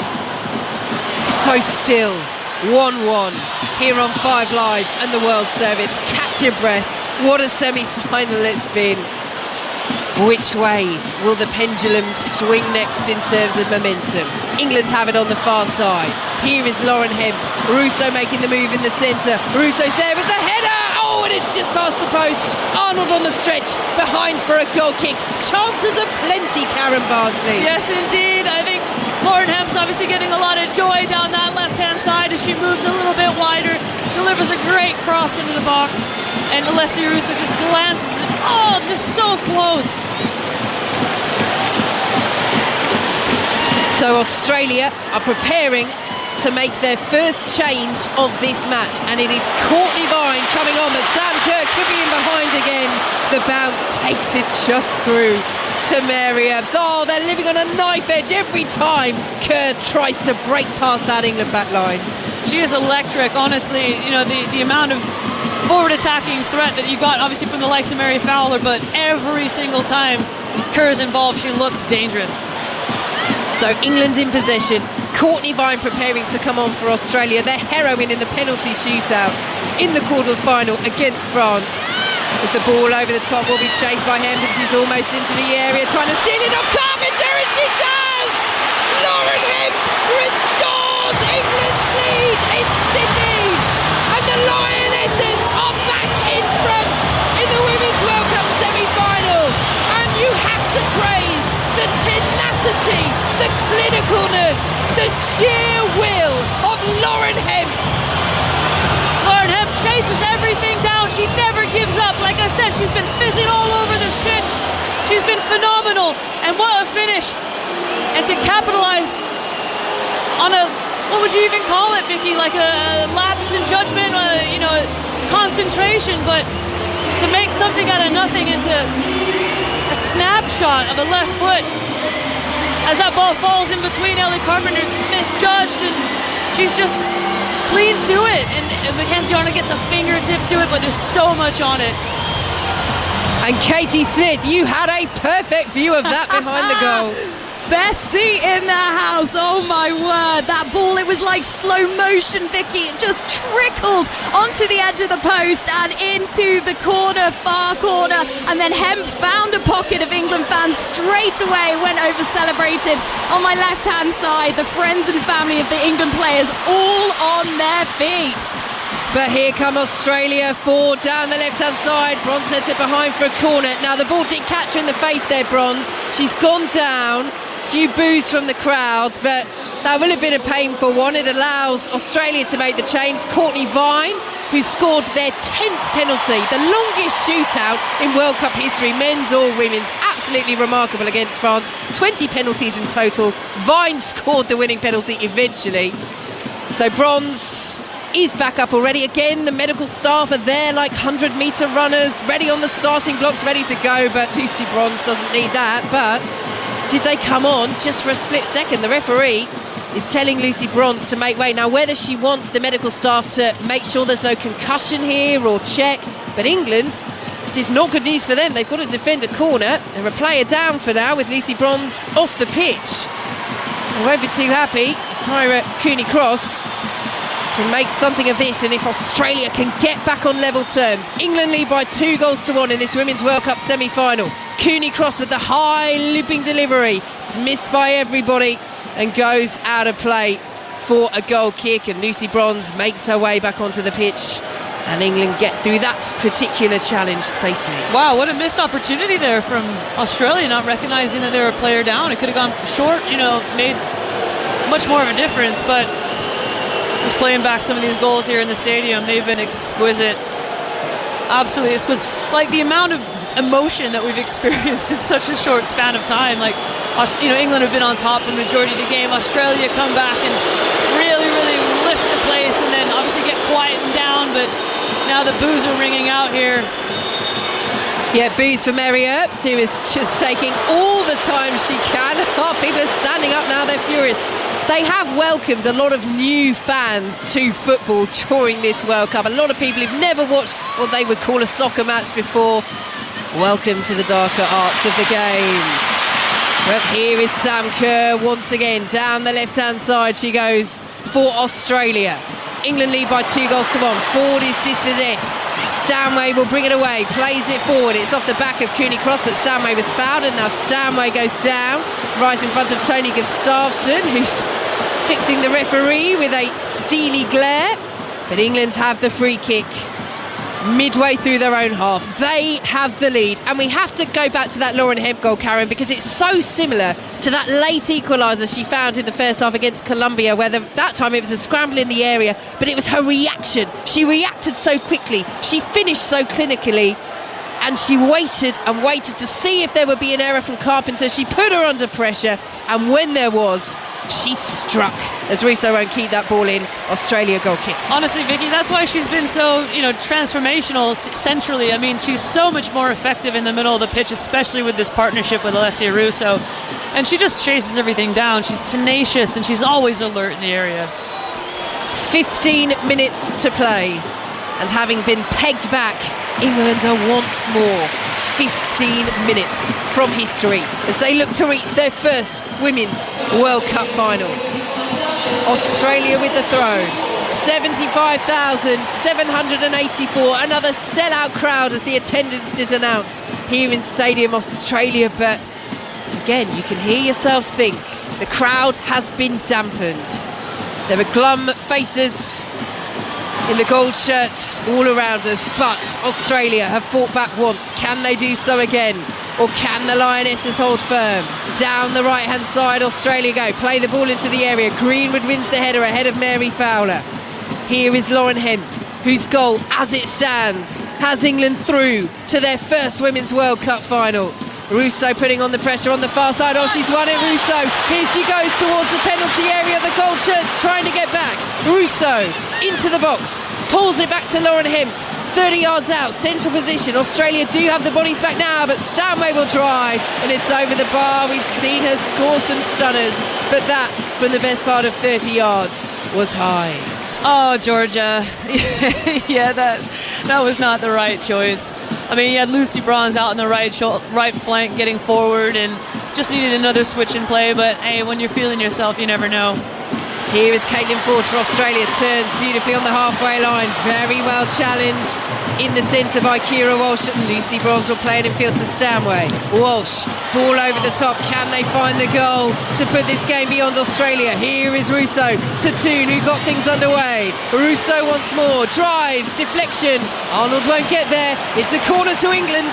I've really enjoyed watching Russo today. I mean, she's coming, deep into kind of like that 10 position to, build up play, take it down in the chest. She's been a target, she's been a threat in behind. She's, moving really nicely with Lauren Hemp in terms of exchanging roles, allowing Ella Toon to run in behind as well and get involved. It's just been a joy to watch, and, the technical ability on show here tonight has just been phenomenal. 13 minutes plus added time to play. That's how long England have to see out this match, to make it to their first ever Women's World Cup final. They have a corner. Can they take another huge step towards history? It's high. The header is over. Once more from Millie Bright, the captain. She rises, honestly, she rises and just gets head and shoulders over everyone, and all she needs to do is get it on target, because she's absolutely lethal in the air. And I don't think Australia have a solution. Yep, she keeps getting there first, Millie Bright. Can't, as of yet, get those efforts on target as Cooney Cross. Brilliant ball out to the right-hand side. Brought down nicely for Australia by Vine. She's up against Daly. Into the area she goes. Pulls it back. Little ricochet. Greenwood gets the boot in. Australia keep it alive inside the area. Here is Sam Kerr. Deflected effort across. Bronze will head it clear, and you can hear the groans all around Stadium Australia as the Lionesses bring the ball up towards halfway. 12 minutes plus added time to play. England 2, Australia 1 here on 5 Live in the World Service. And you think, oh, just run Lauren Hemp, get the ball in behind, but no, they're clever, they're managing the tempo of this game. Happy to circulate possession, but you got to be careful with the likes of Sam Kerr, and we obviously saw that loss of possession centrally, so I think the Lionesses would have learned from that lesson. Long ball over the top from Jess Carter. Lauren Hemp will chase it. She's up against the experienced Polkinghorne and wins the throw. Well, it's one of those things that Tony Gustafsson, the Australia manager, highlighted. Looking at when Australia beat England, the only side to beat England during Serena Wiegmann's tenure back in April, he said England have learned a lot from when we beat them. They were much more direct against Nigeria than they usually are. Nigeria, also a team like Australia, very strong in transition, and we've seen that from England once again, and it's paid dividends as they have the ball on this right-hand side. 11 minutes plus added time to play. England 2, Australia 1 as they play it back to Jess Carter. Midway through the Australia half, Australia keeping their shape well. They look deflated, Australia, having got themselves back on level terms. But Lauren Hemp putting the Lionesses ahead once more, and it's Hemp now down the right-hand side. Just about stopped on the edge of the area. Bronze picks it up. Delivery in is claimed well by Mackenzie Arnold, almost snatching it right off the head of Alessia Russo, who stops Arnold. Releasing the ball, that will be a free kick, and Russo's going to be spoken to here. She might be a little bit fortunate to get away without a yellow card there, but our referee, Tori Penso, is happy, and there will be a change. For Australia, their second of the match. Claire Polkinghorne is coming off, Emily Van Egmond is coming on, and this looks like it'll be a tactical switch as well. A midfielder for a defender. Well, they played a couple of systems, 3 in fact at this World Cup already, Australia. Let's see how they reshuffle this as Van Egmond comes on, and she is an attacking player. She can play that little bit deeper, but it looks as though she'll go up front. So they stay with the 4 at the back for now, Australia, but it's... Ellie Carpenter's just moved into that centre-back position, hasn't she? Yeah, so then... She's coming up to full-back now. She's coming to full-back now. They're still reshuffling Australia, but for now they stay with the 4 at the back, but it looks as though it's almost 4 up front now for Australia because they need an equaliser. They trail England by 2 goals to 1. So they have the 4-player defence. Gorry sitting ahead of them, Fowler sitting ahead of her, and then 4 players up front, the likes of Van Egmond, Kerr, Vine on the far side, Ford on this near side. It will be attack, attack, attack from Australia. 9 minutes plus added time for England to hold out as Jess Carter ekes out every possible second with this throw. What you can see there was Georgia Stanway went over to Lucy Bronze and looked at her and was like, is there something in my eye? And then Lucy Bronze kind of took as much time as she could to make sure she was all right. Out to the left-hand side come Australia, who've won it back from England. Here is Catley, tries to play the ball into the area. Bronze gets there and will clear away. Out of play for an Australia throw, deep in England territory. England lead by 2 goals to 1. Really calm, really well played from England here. Here is Caitlin Ford in field to Mary Fowler, chips the ball into the area, Kerr's in there and flicks the header over from 4 yards. Well, it was a difficult one, Kerr. Her run almost turned her body, so it was almost back to goal. It would have been incredibly skillful to flick it into the net, but she's a player that's capable of it. It's a big chance for a player of the quality of Sam Kerr. And it's fantastic ball in there, just in behind for Mary Fowler, clipped in, and it just kind of landed on top of the head of Sam Kerr, and I think she was obviously just going for the glancing header, but wow, dodged a bullet there, England. Jess Carter, though, is miscontrolled, and here goes Kerr again, plays it out to the right-hand side, and the shot saved by Earps, Field, Van Egmond won't get there, and England survive, and Mary Earps waves her arms and tells her defenders to get out of the penalty area, and now applaud with their hands over her heads as England win the throw midway through their own half. But my word, Courtney Vine has made an impression since coming on, their hero in the penalty shootout, drawing the save from Earps, and Van Egmond almost latching onto the rebound, and if she had, it would have been 2-2. It's a great strike from Courtney Vine going across the goal, but Mary Earps is well equal to it. gets a massive right hand down really, really fast, nice and direct, straight to the ball, but fantastic England defending, always making sure they're following everything up, taking no chances, leaving nothing to chance. 7 minutes plus added time to play. Hemp racing down the right but won't keep it in. It's an Australia throw.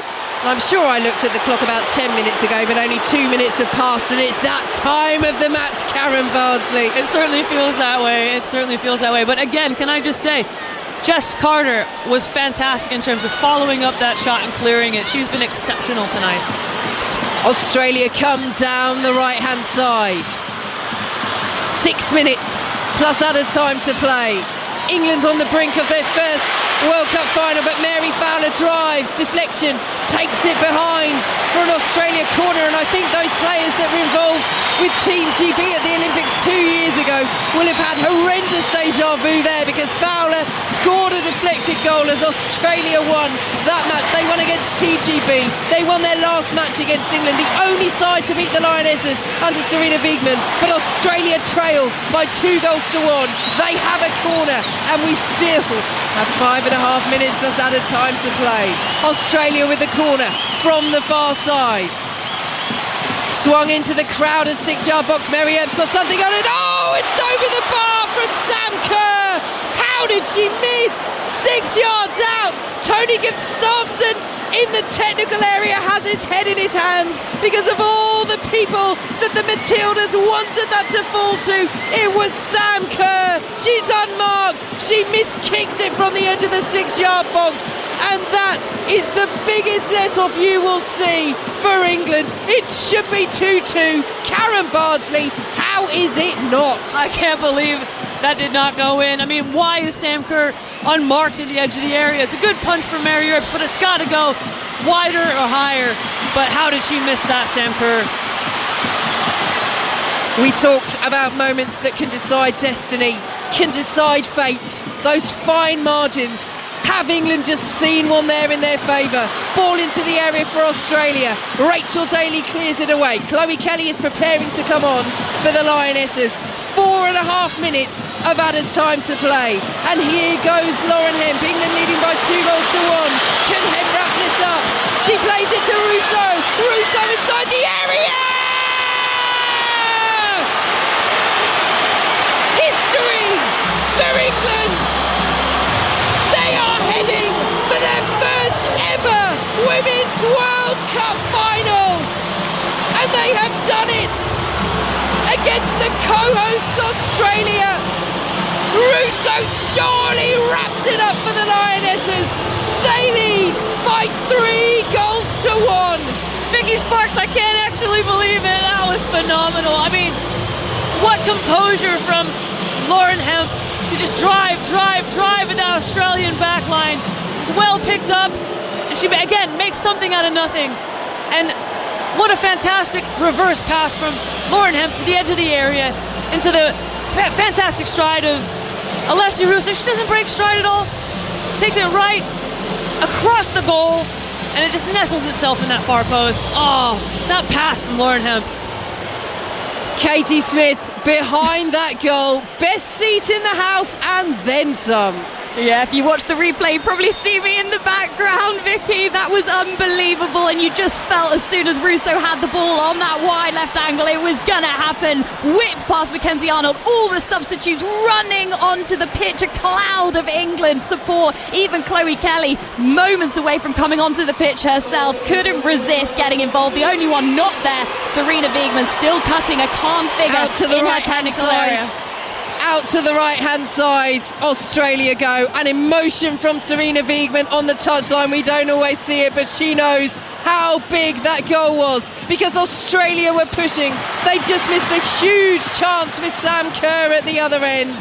And all around us, the golden shirts are starting to slowly make their way from Stadium Australia.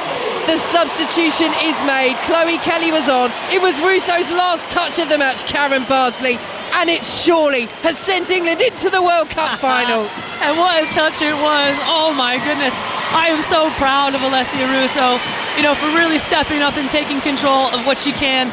Huge goal for her. Obviously in the quarterfinals, massive moment for her, but she's worked her socks off for every single second she was on the pitch. Here is Cooney Cross. Australia have made a change as well. Alex Chidiac, the A-League Player of the Year this season, is on for Katrina Gorry. But surely England have done enough. 2 minutes plus added time to play. They lead by 3 goals to 1.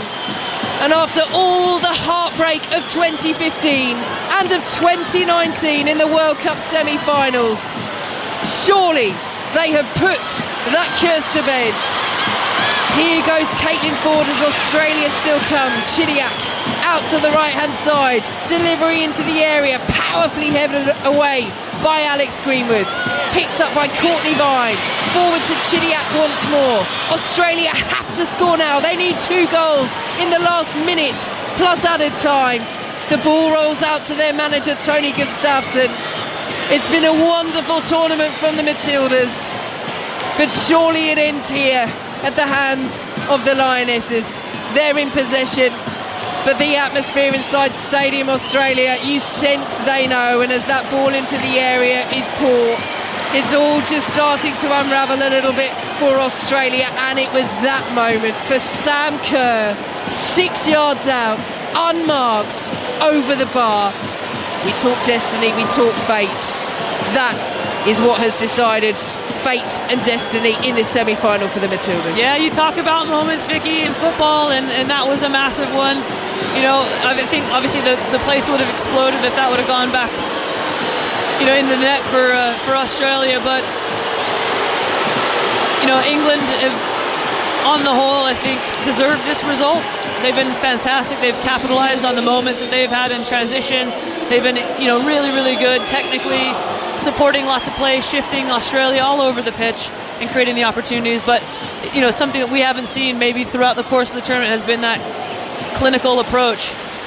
6 minutes of added time as England make their second change of the game. Niamh Charles of Chelsea is on for Ella Toone, who got things underway in the first half with that fabulous strike. Goals in the second half from Hemp and Russo have surely secured the Lionesses this final berth. All they need to do now is see it out. Calm heads, composure, they've won a throw. How do you keep the emotion out of this though, Karen Barsley? Because for so many of these players, they were involved in 2019. The heartbreak at the hands of the USA.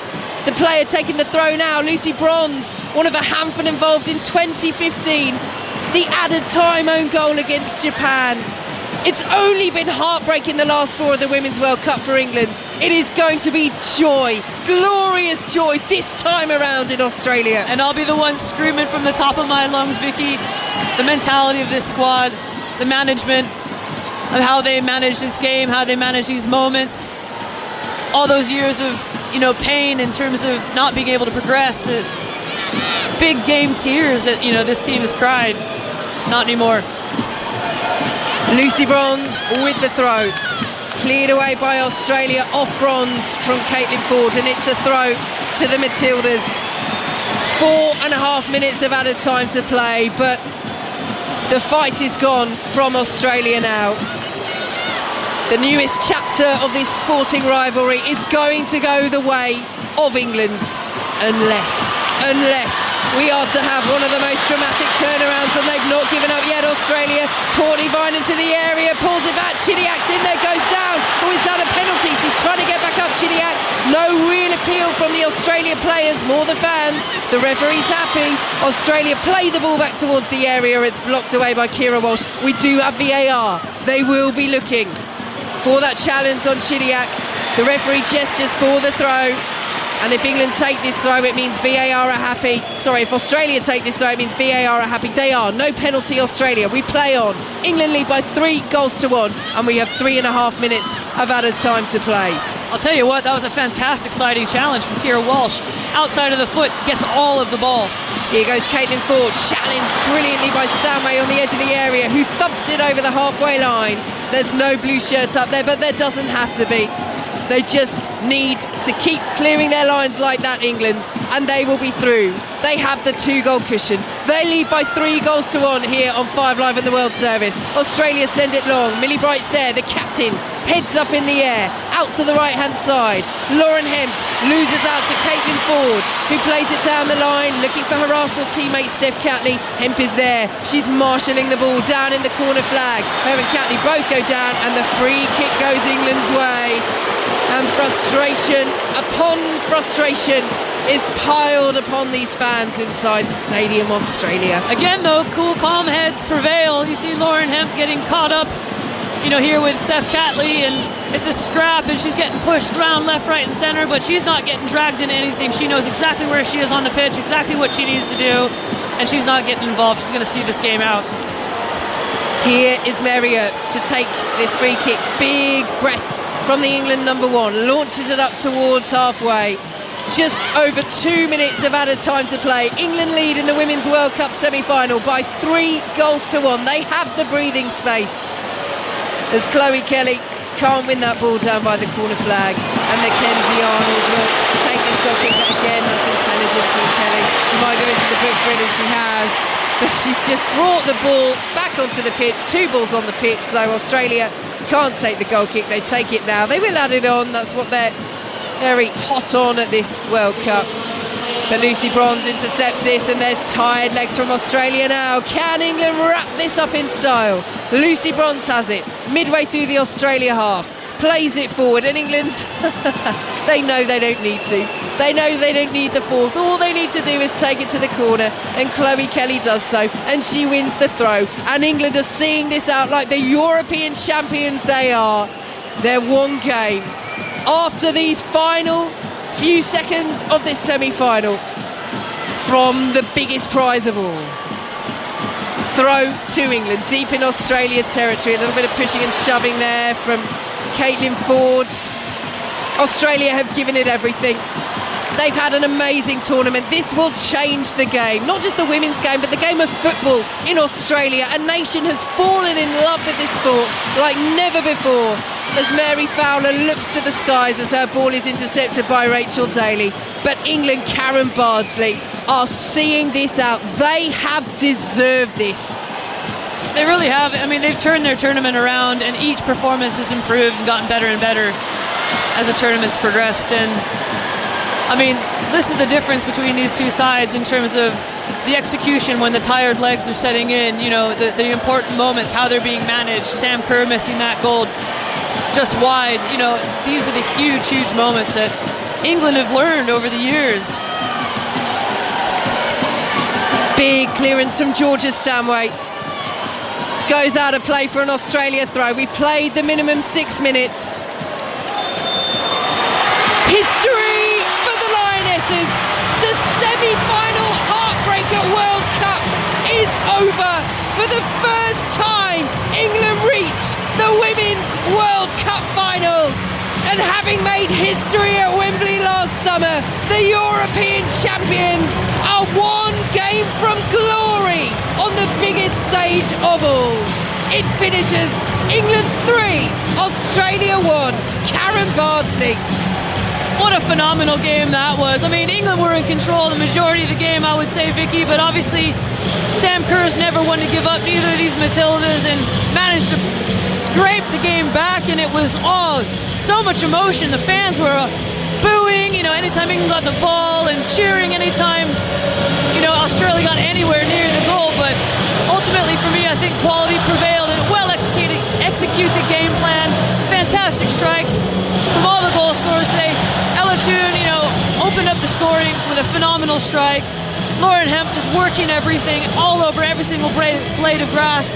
Alessia Russo, again, fantastic finishing and great technical display. Fantastic defending from the likes of Jess Carter, Alex Greenwood, and Millie Bright. And I mean, where do I even stand? I have nothing else to say but positive things about the midfield. They were just phenomenal tonight, every single one of them. Over 75,000 fans packed here tonight inside Stadium Australia. Almost all of them were against the Lionesses, but they found a way through. England are through to their first Women's World Cup final, where they will face Spain. Vicky, Karen, thank you. The players are still on the patch. Sam Kerr was just having a moment to herself there, hands on hips, shirt over her face. Mary Earps has just gone over to console her.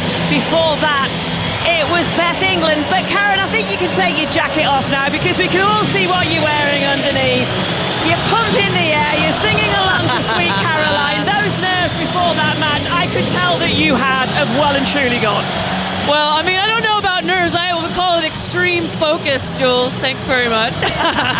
No, but I've got my blue England shirt on, and yeah, this is amazing. Like in a sea of yellow, there's a few sparse England shirts kind of dotted around, and I'm proud to have one on. Still all the attention on Sam Kerr. The goal she scored was phenomenal, Izzy. For her to miss those huge chances before Alessia Russo struck with England's third. They're just about gathering in a hug, in fact, a huddle, both sets of teams. Izzy, on England's performance, we spoke before this match about things starting to click at the right time. I think we saw tonight on this performance that they have well and truly now for England. Yeah, exactly, Jules. I think this game was defined by moments.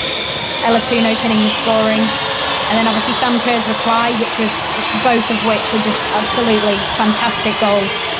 And then obviously Sam Kerr's chance that she missed off the corner, the second phase. You'd probably back her to net that any time, but she's missed it. And then within moments later, obviously, the reply from England with Alessia Russo. It was just incredible. Lauren Hemp and Alessia Russo absolutely on a different level tonight.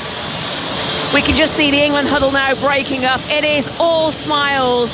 It is all fist pumps. It is all joy. Maya Letizier, obviously you know Alessia Russo, you know Ella Toon really well from Manchester United. Just your thoughts on the two players, both on the score sheet. It was a huge night, though, for Ella Toon, bearing in mind she's only just come into this side, back into this side, hasn't she? Yeah, I'm so happy for them. Honestly, I'm speechless. I love them both so much. Fantastic, and Mary in goal as well, unbelievable. And I'm just so happy for the girls. Like it's absolutely incredible, and their performance as well. And obviously, the whole team and their work rate was incredible. And you know, Hempo's goal was out of nothing, and incredible. I'm so happy for them all. I was just, not to embarrass you too much, but what was your reaction when both Ella scored and Alessia? I mean, yeah, so Ella's celebration. They just jumped off in the air. They both deserve everything they get, and they're such lovely people and such great players as well. And yeah, they deserve all. They work so hard to be where they are, and I'm just so happy for them. I've got goosebumps. Lauren Hemp, very much trending on social media. Adam has been in touch at 5Live Sport 85058 if you want to give us your reaction as well on text. Adam says Lauren Hemp has been electric all game, player of the match. Ross, what a performance from Lauren Hemp today, absolutely superb. And Mark says no look pass from Lauren Hemp, outstanding. Frank Kirby's also tweeted Lauren Hemp with applause emoji. And Gary Lineker, absolutely superb performance, a World Cup final at football. It's been a while. What a wonderful achievement. And before I ask you, Izzy, about Lauren Hemp, because you know her so well, Liam Gallagher also, congratulations to the Lionesses. Come on, LG. Just give us some love about Lauren Hemp, because last year at the Euros, Izzy, she had a fantastic season, but a quiet tournament. This time around here at the World Cup, she's been an absolute star, popping up just at the right time with the big moment goals. Yeah, absolutely. She's a player who's perfect for this system that England have played and found their rhythm with throughout this tournament, with the three back, with that partnership with Alessia Russo. It takes a long time to get to that point where you develop that relationship. But what I've seen with Lauren Hemp in her progress is the fact that she's gone from playing the left winger for club at Man City, pretty predictable, rigid role, which she's exceptional at, to this kind of adapted role. But do you know what? She actually was dropped from England starting 11 a little bit in April. So she had that kind of taste of being on the periphery, and then she's brought herself back into that starting 11 and made herself undroppable. And her performance today, it just oozed class. Her game management was exceptional, her work rate off the ball, the pass for Alessia Russo's third goal, for England's third goal, the weight on it, the way she sucks the defenders away, and it almost makes Steph Catley believe she's never going to play the pass, and then at the last second she plays it. Just incredible. Just before we go to Katie Smith, behind the goal as she watches the England players walk past, huge applause from the Australian fans for the Matildas as they take in their moments, even though they have lost this semi-final, but they do go to Brisbane for the bronze medal match. So there's still something to play for, and what a tournament they have had. But Katie Smith, you can see the grins from ear to ear, even though the job isn't done yet. England are thoroughly enjoying their moment here in Stadium Australia tonight. And it feels like the flags of St George's are multiplying. Perhaps we had some shy England fans at the start of the match, too nervous to get them out like Karen Bardsley, but they are flying high now. We've got Jill Scott as well, just to my left-hand side, running up and down the touchline. She's been hugging every England player that has gone past her. Of course, the Lioness herself, she's tasted glory with this team. And a lovely moment as well where Ian Wright, who is in the stadium as well, giving Serena Wiegmann such a warm hug.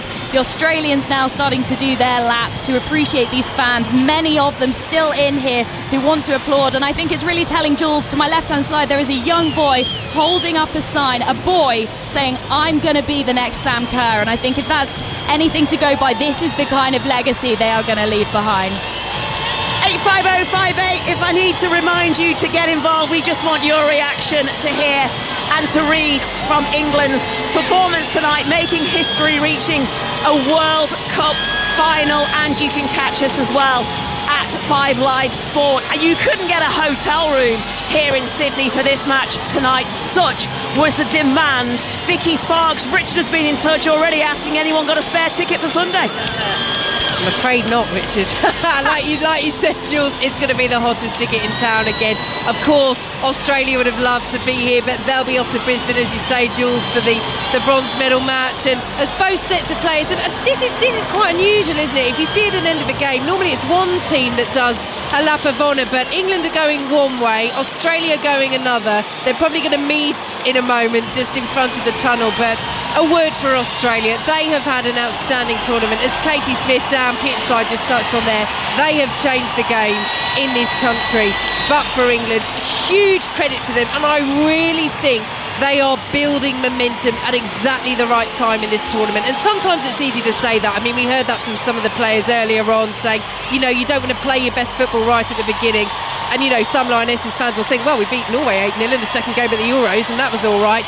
But tournament football is all about making it through just whatever way you can. And in the last couple of performances, particularly tonight, but also the quarter-final against Colombia, they have faced a hugely hostile crowd that were completely, almost exclusively in favour of the opponents that they were playing, and they have come through.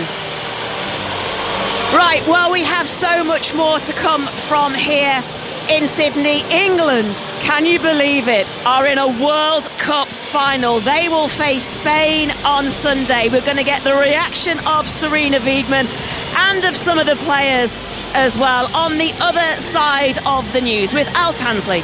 England are in a World Cup final, 3-1 win, semi-final victory over the hosts Australia. Vicky Sparks, what a way to play out.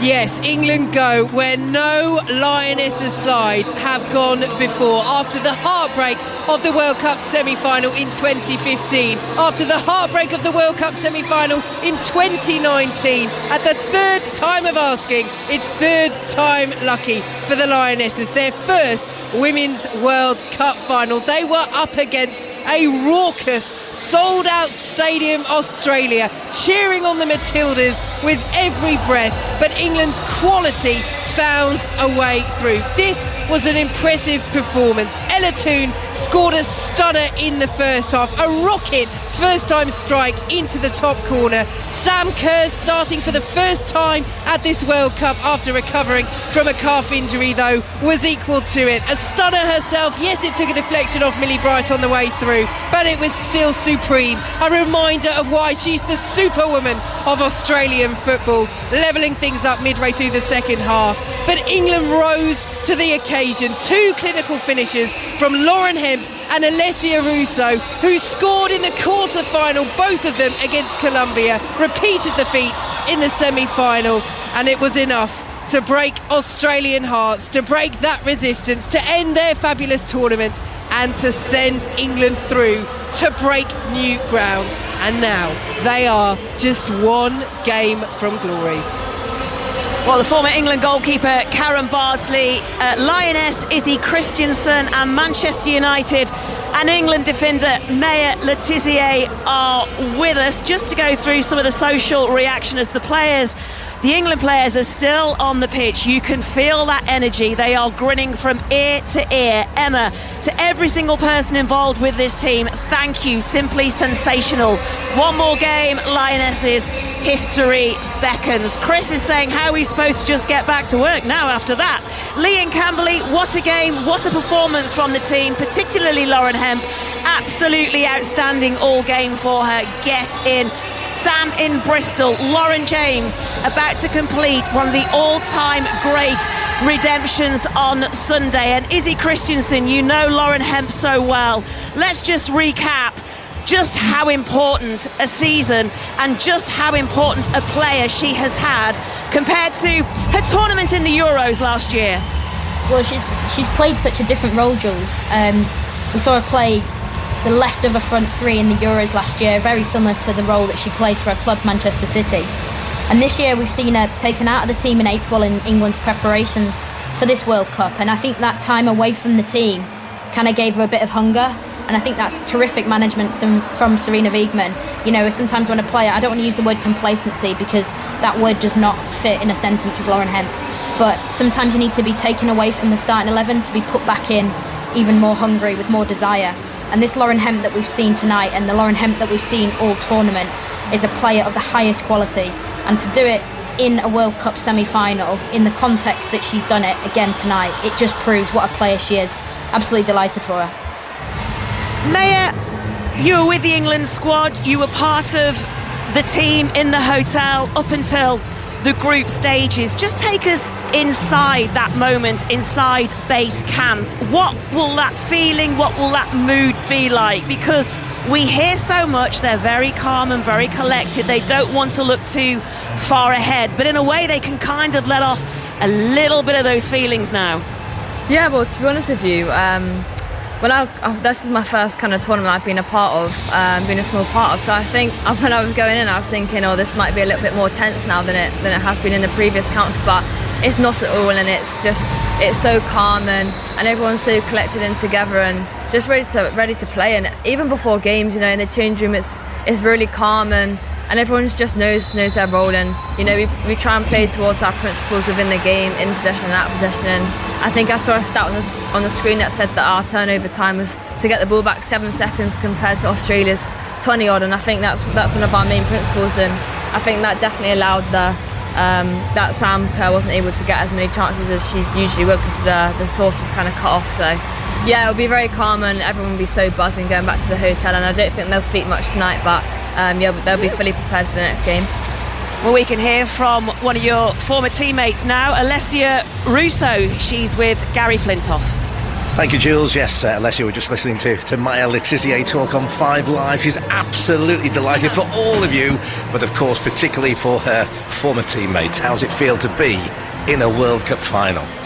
Yeah, we miss Maya a lot, by the way, but yeah, incredible. I think we've always been saying that we've been dreaming about this since we were little kids playing in a World Cup, but to take it to the final and have a chance to compete for the trophy is everything you dream about. You say you've been dreaming about it, but there's a cool-headedness, there's a calmness out there. Where does that come from? Yeah, I think that comes from us as a group and Sarina. I think that we know what we expect from each other and the standards that we demand. So I think, yeah, we put in the work on the pitch, and hopefully when we go out there we can play like we know we can. Another goal for you this evening, another goal for Lauren Hemp, and a great assist for your strike. I mean, I know she doesn't particularly enjoy the spotlight, but how well is she playing? I love playing with Hempo. First of all, we just have such a nice relationship off the pitch. I think we know how to get the best out of each other, and yeah, she's brilliant. She's lightning quick and composed in the box, and you saw that tonight. And is it fair to say, if you can play in front of a crowd like that, you can play in front of anybody? Yeah, I mean, when they scored tonight, the noise was, was crazy. But I think that's why Hempo's goal was so important, because it switched the momentum back, and it was crucial in that moment. So was buzzing for that, and that's football. You're going to come up against teams like this in their home country, and what they've done this World Cup as a country as a whole, and New Zealand has been incredible. You're in the World Cup final. Enjoy the night. Thank you. Thanks. Alessia Russo there talking to Gary. Interesting the point that Gary was suggesting, Karen Bardsley, about the crowd and playing against a crowd like this. What kind of crowd will it be against Spain? Because it won't be a crowd like this. It may make some noise, but it definitely won't be a crowd like this. I don't know, but I told you from the start that they live for these things. These moments. There's nothing like beating a crowd that's so heavily favored one way and just kind of silencing everyone. You could sense the disappointment, obviously, when that second goal went in, when the third goal went in, and it was just deflated, wasn't it? But yeah, in terms of what it's going to be like in the final, it's goodness knows. I mean, I think on the whole, I reckon Spain have had a pretty good following over New Zealand for the majority of this tournament, so whether it's going to be heavily favored one way or the other, I don't know, but I imagine there will probably be a lot of neutrals in the stands as well, and it'll be interesting to see who they decide to support. Maya, she misses you. I miss her too. A lot. The talk about, though, how important her relationship is with Lauren Hemp and how they just get the best out of each other. We've seen that in the last 2 games, haven't we?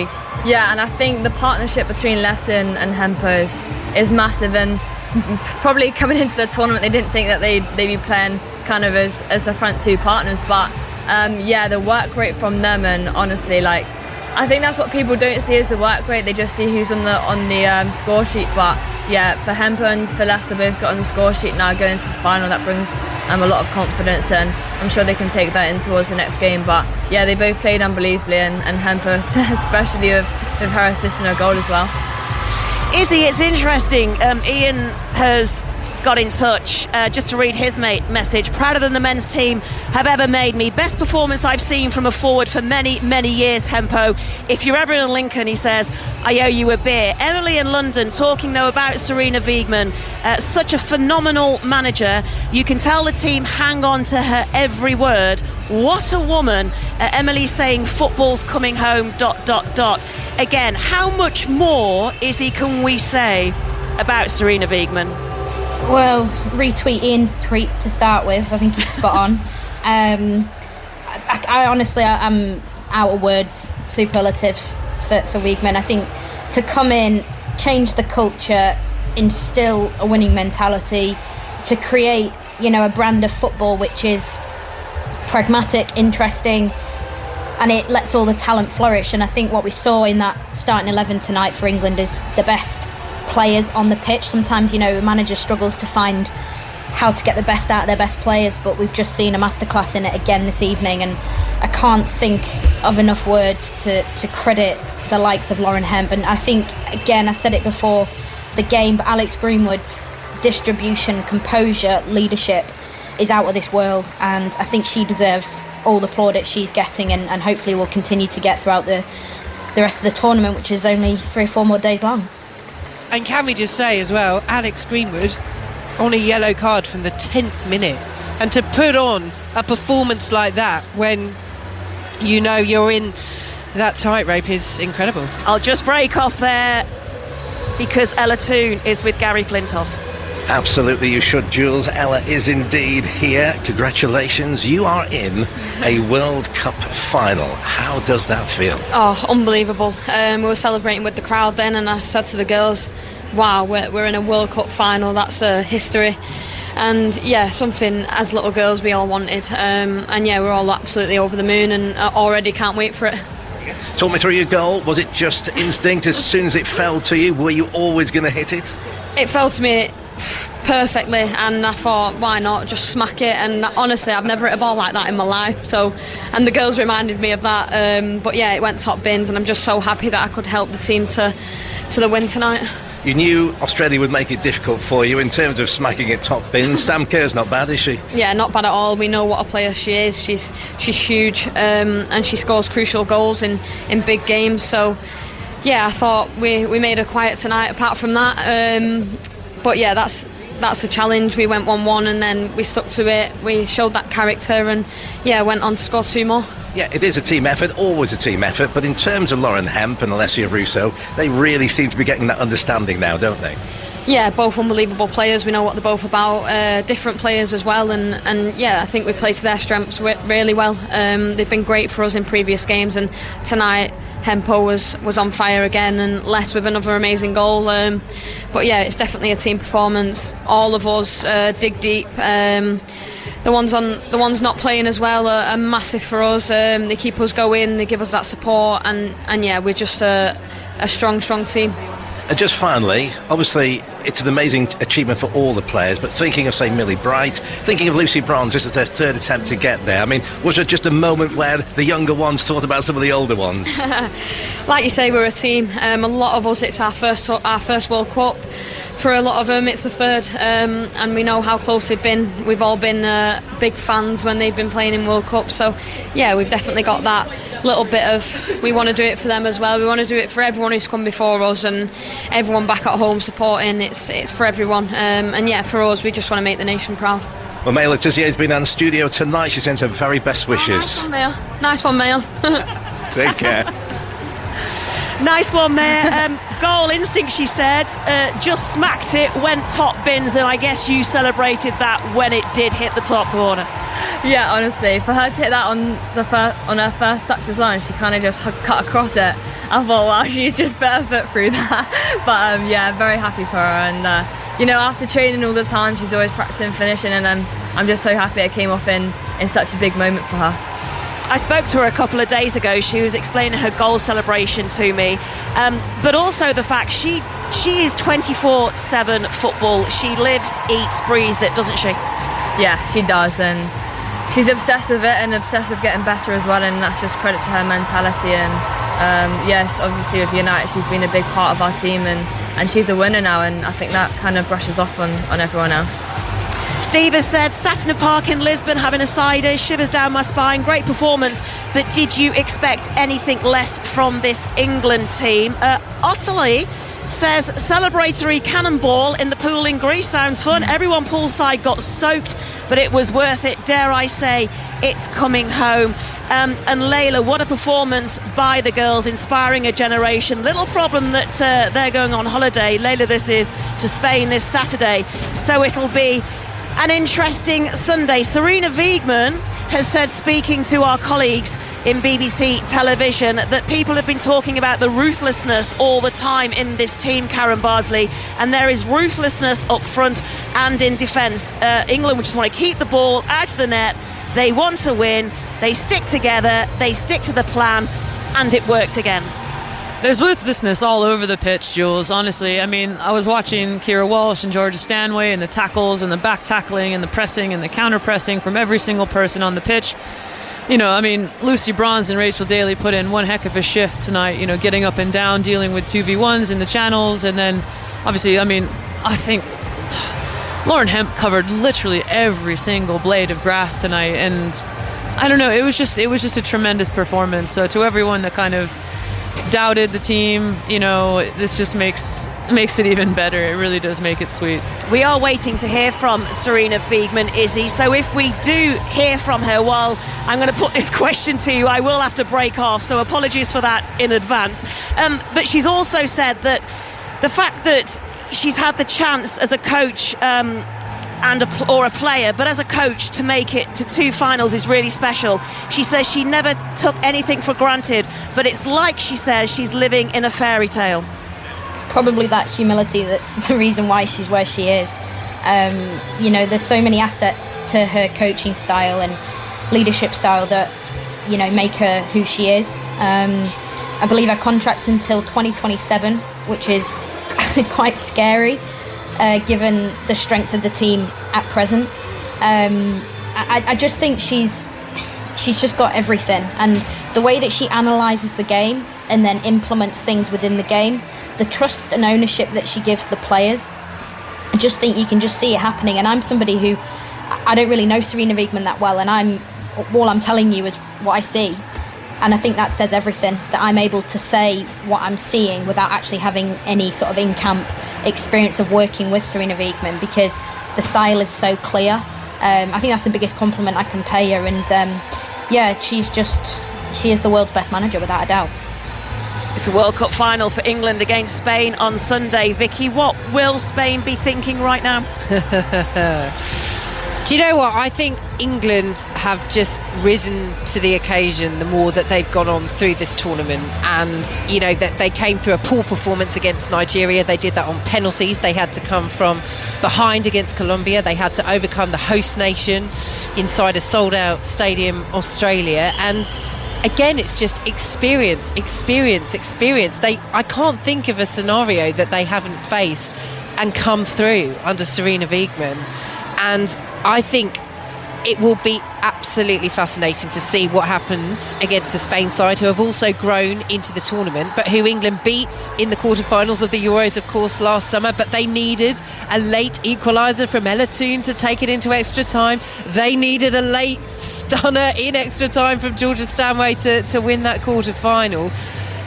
But when you look at this England side, they will back themselves in this form, with this group of players, with this manager, against any side. And I think that was true coming into the tournament, and I think it is even more true now. And I just realized something. We're going to have Lauren James back as well, and that brings a whole different dynamic, doesn't it? Well, that's the question I was going to ask you, Karen, so I'll ask you that right now. What does Serena Wiegmann do? What does Serena Wiegmann do? Whatever she does is the right decision, in my opinion. I mean, listen, after Ella Toone stepping up and scoring a belter like that, I think she's more than earned her right to start again against Spain in a World Cup final. She's shown a lot of positional discipline. She did a huge role for the team, in the quarterfinal, about linking up play and creating space for her teammates, and getting them involved in the attack as well. It was really selfless, but tonight she obviously stepped up and was absolutely crucial. And listen, I think LJ's young enough to understand, mature enough to understand where she kind of fits in the role, and she's served her penalty, I suppose, for her actions, but ultimately Ella Toone is undroppable right now. Yeah, just going on to that, I think from what Karen said, I think playing with LJ and training with LJ, I've never experienced any player like it, and honestly she's just something special. And I think there's been a lot of pressure on such a young player at a tournament, but I think she's got everything, and she's incredible. It's so hard to get the ball off her as a defender, and she just scores goals. And I always say, if she's on your team in a small side, you've pretty much won. So she's that good. But yeah, I think with Toons as well, I would not like to be Serena right now.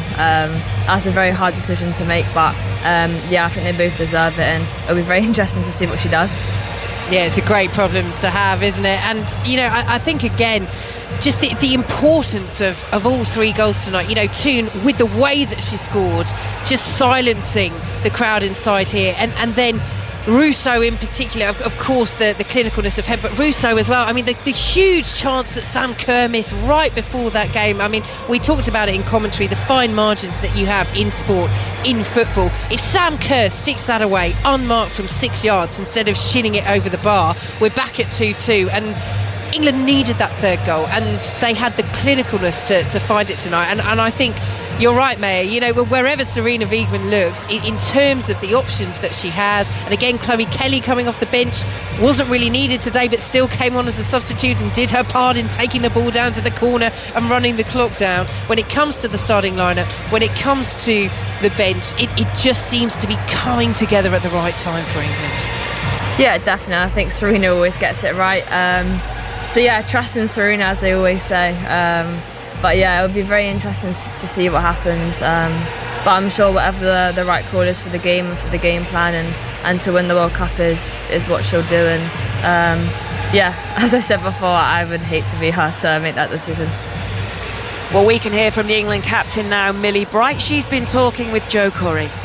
We've wanted for so long. We had an amazing success last summer, but we always knew that there were something missing, and it's always been the World Cup. So now to have that opportunity is incredible. Like Les said before, the dream remains alive. Again, we found a way, but what an incredible semi-final. What does it say about this team, the fact that you've been through so much and yet you always seem to find a way to win? mentality, honestly, I've said it a million times and I'll continue saying it, the mentality of this group is something I've never seen before. I think that comes from Sarina as well, and the belief that she gives us within ourselves, but also that she gives us. And you know, we can play many different ways. I think that's the beauty of this squad. Whatever an opponent throws at us, we adapt, we find a way to win. And yeah, just really proud of the girls. It's one thing walking out for a World Cup final, it's another to captain a side of the World Cup final. What's that going to be like? Yeah, crazy. To be honest, I'm just keeping 2 feet on the ground. I think I'll just remain on task and remain focused. But yeah, I think it's I don't even have any words for that, because to be saying that we're going to the final is crazy, overwhelming, so many different emotions. Just so happy that we could give the fans the dream that they wanted back home, the fans that were here as well, that we're off to the final. But yeah, to be leading them out will be absolutely incredible. We'll see you back here on Sunday. Congratulations. See you soon. Thank you very much. Millie Bright there with Jo Curry. So many different emotions. Izzy Christiansen, Gary Neville has tweeted an incredible achievement by the Lionesses. One more to go. Just going back to Ella Toone, and again, we're still waiting to hear from Sarina Wiegman, so I may well have to sort of butt in. But Ella Toone, the first player in both men and women's football to score in a quarter-final, semi-final and final of major international tournaments. So in the quarter-final against Spain last year, Australia tonight in this World Cup semi-final, and of course she scored in the final against Germany in the Euros last year. Surely she will keep her place in the starting 11. Sorry, Jules, what was the question? The point about Ella Toone, and we were saying, you know, with the decision that Sarina Wiegman has to make between her and Lauren James. Yeah, of course. I think that take the emotion out of it, like KB was alluding to pre-match, you know, there's nothing emotional around any of the decisions made with team selection about who deserves to play or who should play. It's about what's right, and I think there's a decision to make for Sarina in terms of whether it is Lauren James or Ella Toone, and I think that there won't be any emotion attached to that decision. I think what we need to understand is the fact that it's going to be a very, very different game against Spain, who will have a lot more of the ball than Australia did. They'll want to possess it, so it'll be a game of cat and mouse, and I think that, you know, that'll change the dynamic. So whether Ella Toone begins because of her, you know, from the number 10 position, Ella Toone's pressing is exceptional, something which I don't think she gets credit for as well.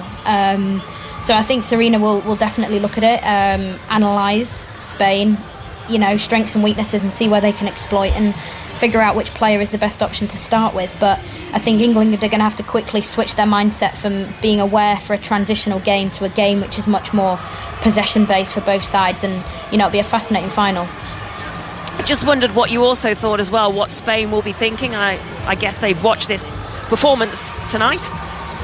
Yeah, Spain, obviously, I think, again, another thing to note is the extra day's rest. I'm sure Maya will back me up on this, and KB, of course. You know, in a modern day football, everything is much better in terms of recovery systems, nutrition, sports science, etc. But a day is a big difference in tournament football when you've got a final around the corner in terms of rest and recovery. I'm sure the Lionesses have got everything they need, and I think they'll be very grateful they didn't go to extra time today if they eventually did come out and winners in that scenario as well this evening. But I think Spain will benefit from that extra day's rest. Yeah, of course they'll have analysed the game, and I'm sure they'll be rubbing their hands together as well as England will. Izzy, Sarina Wiegman is now with Gary Flintoff live in the tunnel. Sarina, many congratulations. What does it feel like to be in the final of the World Cup with this group of players? Well, I'm very, very happy. The job is not done yet, but for the moment we're really celebrating. It's such an accomplishment of the team, and again, of course, very hard game, very tight game, in an incredible atmosphere here. Of course, all against us, but this was a big away game. But it's I feel so privileged that you can be in this situation, playing in this stadium with so many people, and then winning the game and making the final. Yeah, it's just incredible. What did you make of the first goal from Ella Toone this evening? Yeah, great goal. We came through on the left side, and I think there was some good passing, and at the end she got it and she hit it in the top corner. So very well done, and of course it's very nice to be up. Now, in terms of the game as a whole, you seem to be in control for large parts this evening, but I have to ask you, what went through your mind when Sam Kerr hit one in from 25 yards? Can't say that word. Even in Dutch? Yeah, no, I can't even say it in Dutch. But of course, that was not. We played well, and we spoke in all the other games. That was sometimes we have possession. We really need to keep possession. They were really countering, and at the moment we lost the ball. At the moment we should not lose it. And then Sam showed her qualities. She just hit that ball so well. It was an incredible goal. Her finish was really incredible. So yeah, and then after that period we had a little hard time because of course then the fans go behind it. They push a little harder, but we came through and scored the second goal. And in terms of that partnership between Alessia Russo and Lauren Hemp, how do you feel that's really flourished over the past couple of weeks? Yeah, they absolutely do very well, and they both come in their strengths. And what helps, they're playing close to each other, so they can support each other really well. And also they have some different qualities, which are complementary. Yeah, complementary. So they feel comfortable. But I also think the whole team at the moment feels comfortable with the way we play. Just one more game? Absolutely. Best of luck. Thank you very much. Thanks, Serena. Serena Wiegman there with Gary Flintoff. Karen, just to pick up from what Izzy was saying before about the recovery, obviously a day less than Spain ahead of this final, but listening to Serena, happy, job not done, allowing a little bit of celebration, but overall comfortable, calm. Yeah, absolutely. I mean, we heard it in the Euros as well. This is all part of the plan, Jules. You know, if only we were privy to every aspect. Listen, we know the Lionesses are, arguably the most prepared team, and they do everything within their control to make sure that they're ready, whether that be on pitch and obviously off pitch. So they will go and recover hard. They know how important it is. They've got a lot of wise heads in this squad, which will obviously do the right thing at the right time. We know Alex Greenwood likes to get in the ice bath. We know the girls are all in the recovery pumps and massages, whatever it is. But you have to remember, the headspace is almost equally as important. So Serena will give them the time away to recover from the game physically, but then also psychologically. So they'll probably have a day in Terrigal. You might see them, bombing around the eyebrow shop or whatever it is, getting their lashes, their manicures, and their lashes on and all that stuff. But they gotta reset and recharge. It's not just the physical; it's the psychological as well. So they know what they're doing. They're a well-seasoned team now. But that's just it, Maya. We are joking, we are laughing about the lashes and the nail bars, but they're allowed their time off, they're allowed their downtime, and when Serena gives them that time to relax, she doesn't want them thinking about football, does she? Exactly, and I think you'll definitely find Zelen tuning in the old lashes bar. Definitely. I think they'll be more concerned about that than anything else. But I'll be there at this rate, mate. Got to make sure you're looking good. Oh, these cows, come on. But yeah, of course, they'll have family time, and there's kind of a setup that they have, and it's pretty much the same every game they go into, depending on where they're playing. But so it's just a classic schedule, and the families will come over and they'll see the players, and I think that's really important for them as well, to kind of be able to, debrief with their family and just be around them for a little bit. It's very far away from England, so it's nice to get that connection time, and hopefully they'll be fired up for the final. But yeah, I don't think they'll need much firing up. But yeah, as Izzy was mentioning before, the day more for Spain, and the rest is very important. And I think when you play these type of games, they do take a while to recover because you're kind of at your limits. But I'm sure that they won't need any firing up, and if they have to play tomorrow, they would. So yeah, I'm looking forward to it. And Izzy, just the final thoughts from you, because a lot's been said about England and their performances at this tournament. When you just listen to Serena Wiegman just then, she makes you feel relaxed about Sunday. She just gives you all the good vibes about Sunday morning now, doesn't she? Yeah, she does, and I want to know what the word was that she didn't say. No, I think she feels, she's just got a real calm about a sense of authority and focus, and like Maya said, it's getting the balance now, using the next 3 or 4 days, 4 days, yeah. And on a word on that as well, Jules, actually, it's really difficult for the 3rd and 4th place playoff to play on Saturday now. I think that needs to be looked at. I think that's a really difficult task for both teams in question, and had the game have gone to extra time today, I think we're delving into a whole new level of conversation with that one. But I think that's a really tough ask for the Matildas, or for anyone who gets to that point. But yeah, England, Maya's spot on with regards to they don't need motivating for that. If they play tomorrow, they would. Big occasion ahead. Well, the European champions now have a chance to become the world champions. Thanks to Vicky, Karen, Izzy and Maya. We'll be back on Sunday for commentary of England against Spain. Nahal's on the way on 5 Live. He's coming live from Edinburgh. But it's goodbye from Sydney, where England have reached the World Cup final. Can head wrap this up. She plays it to Russo. Russo inside the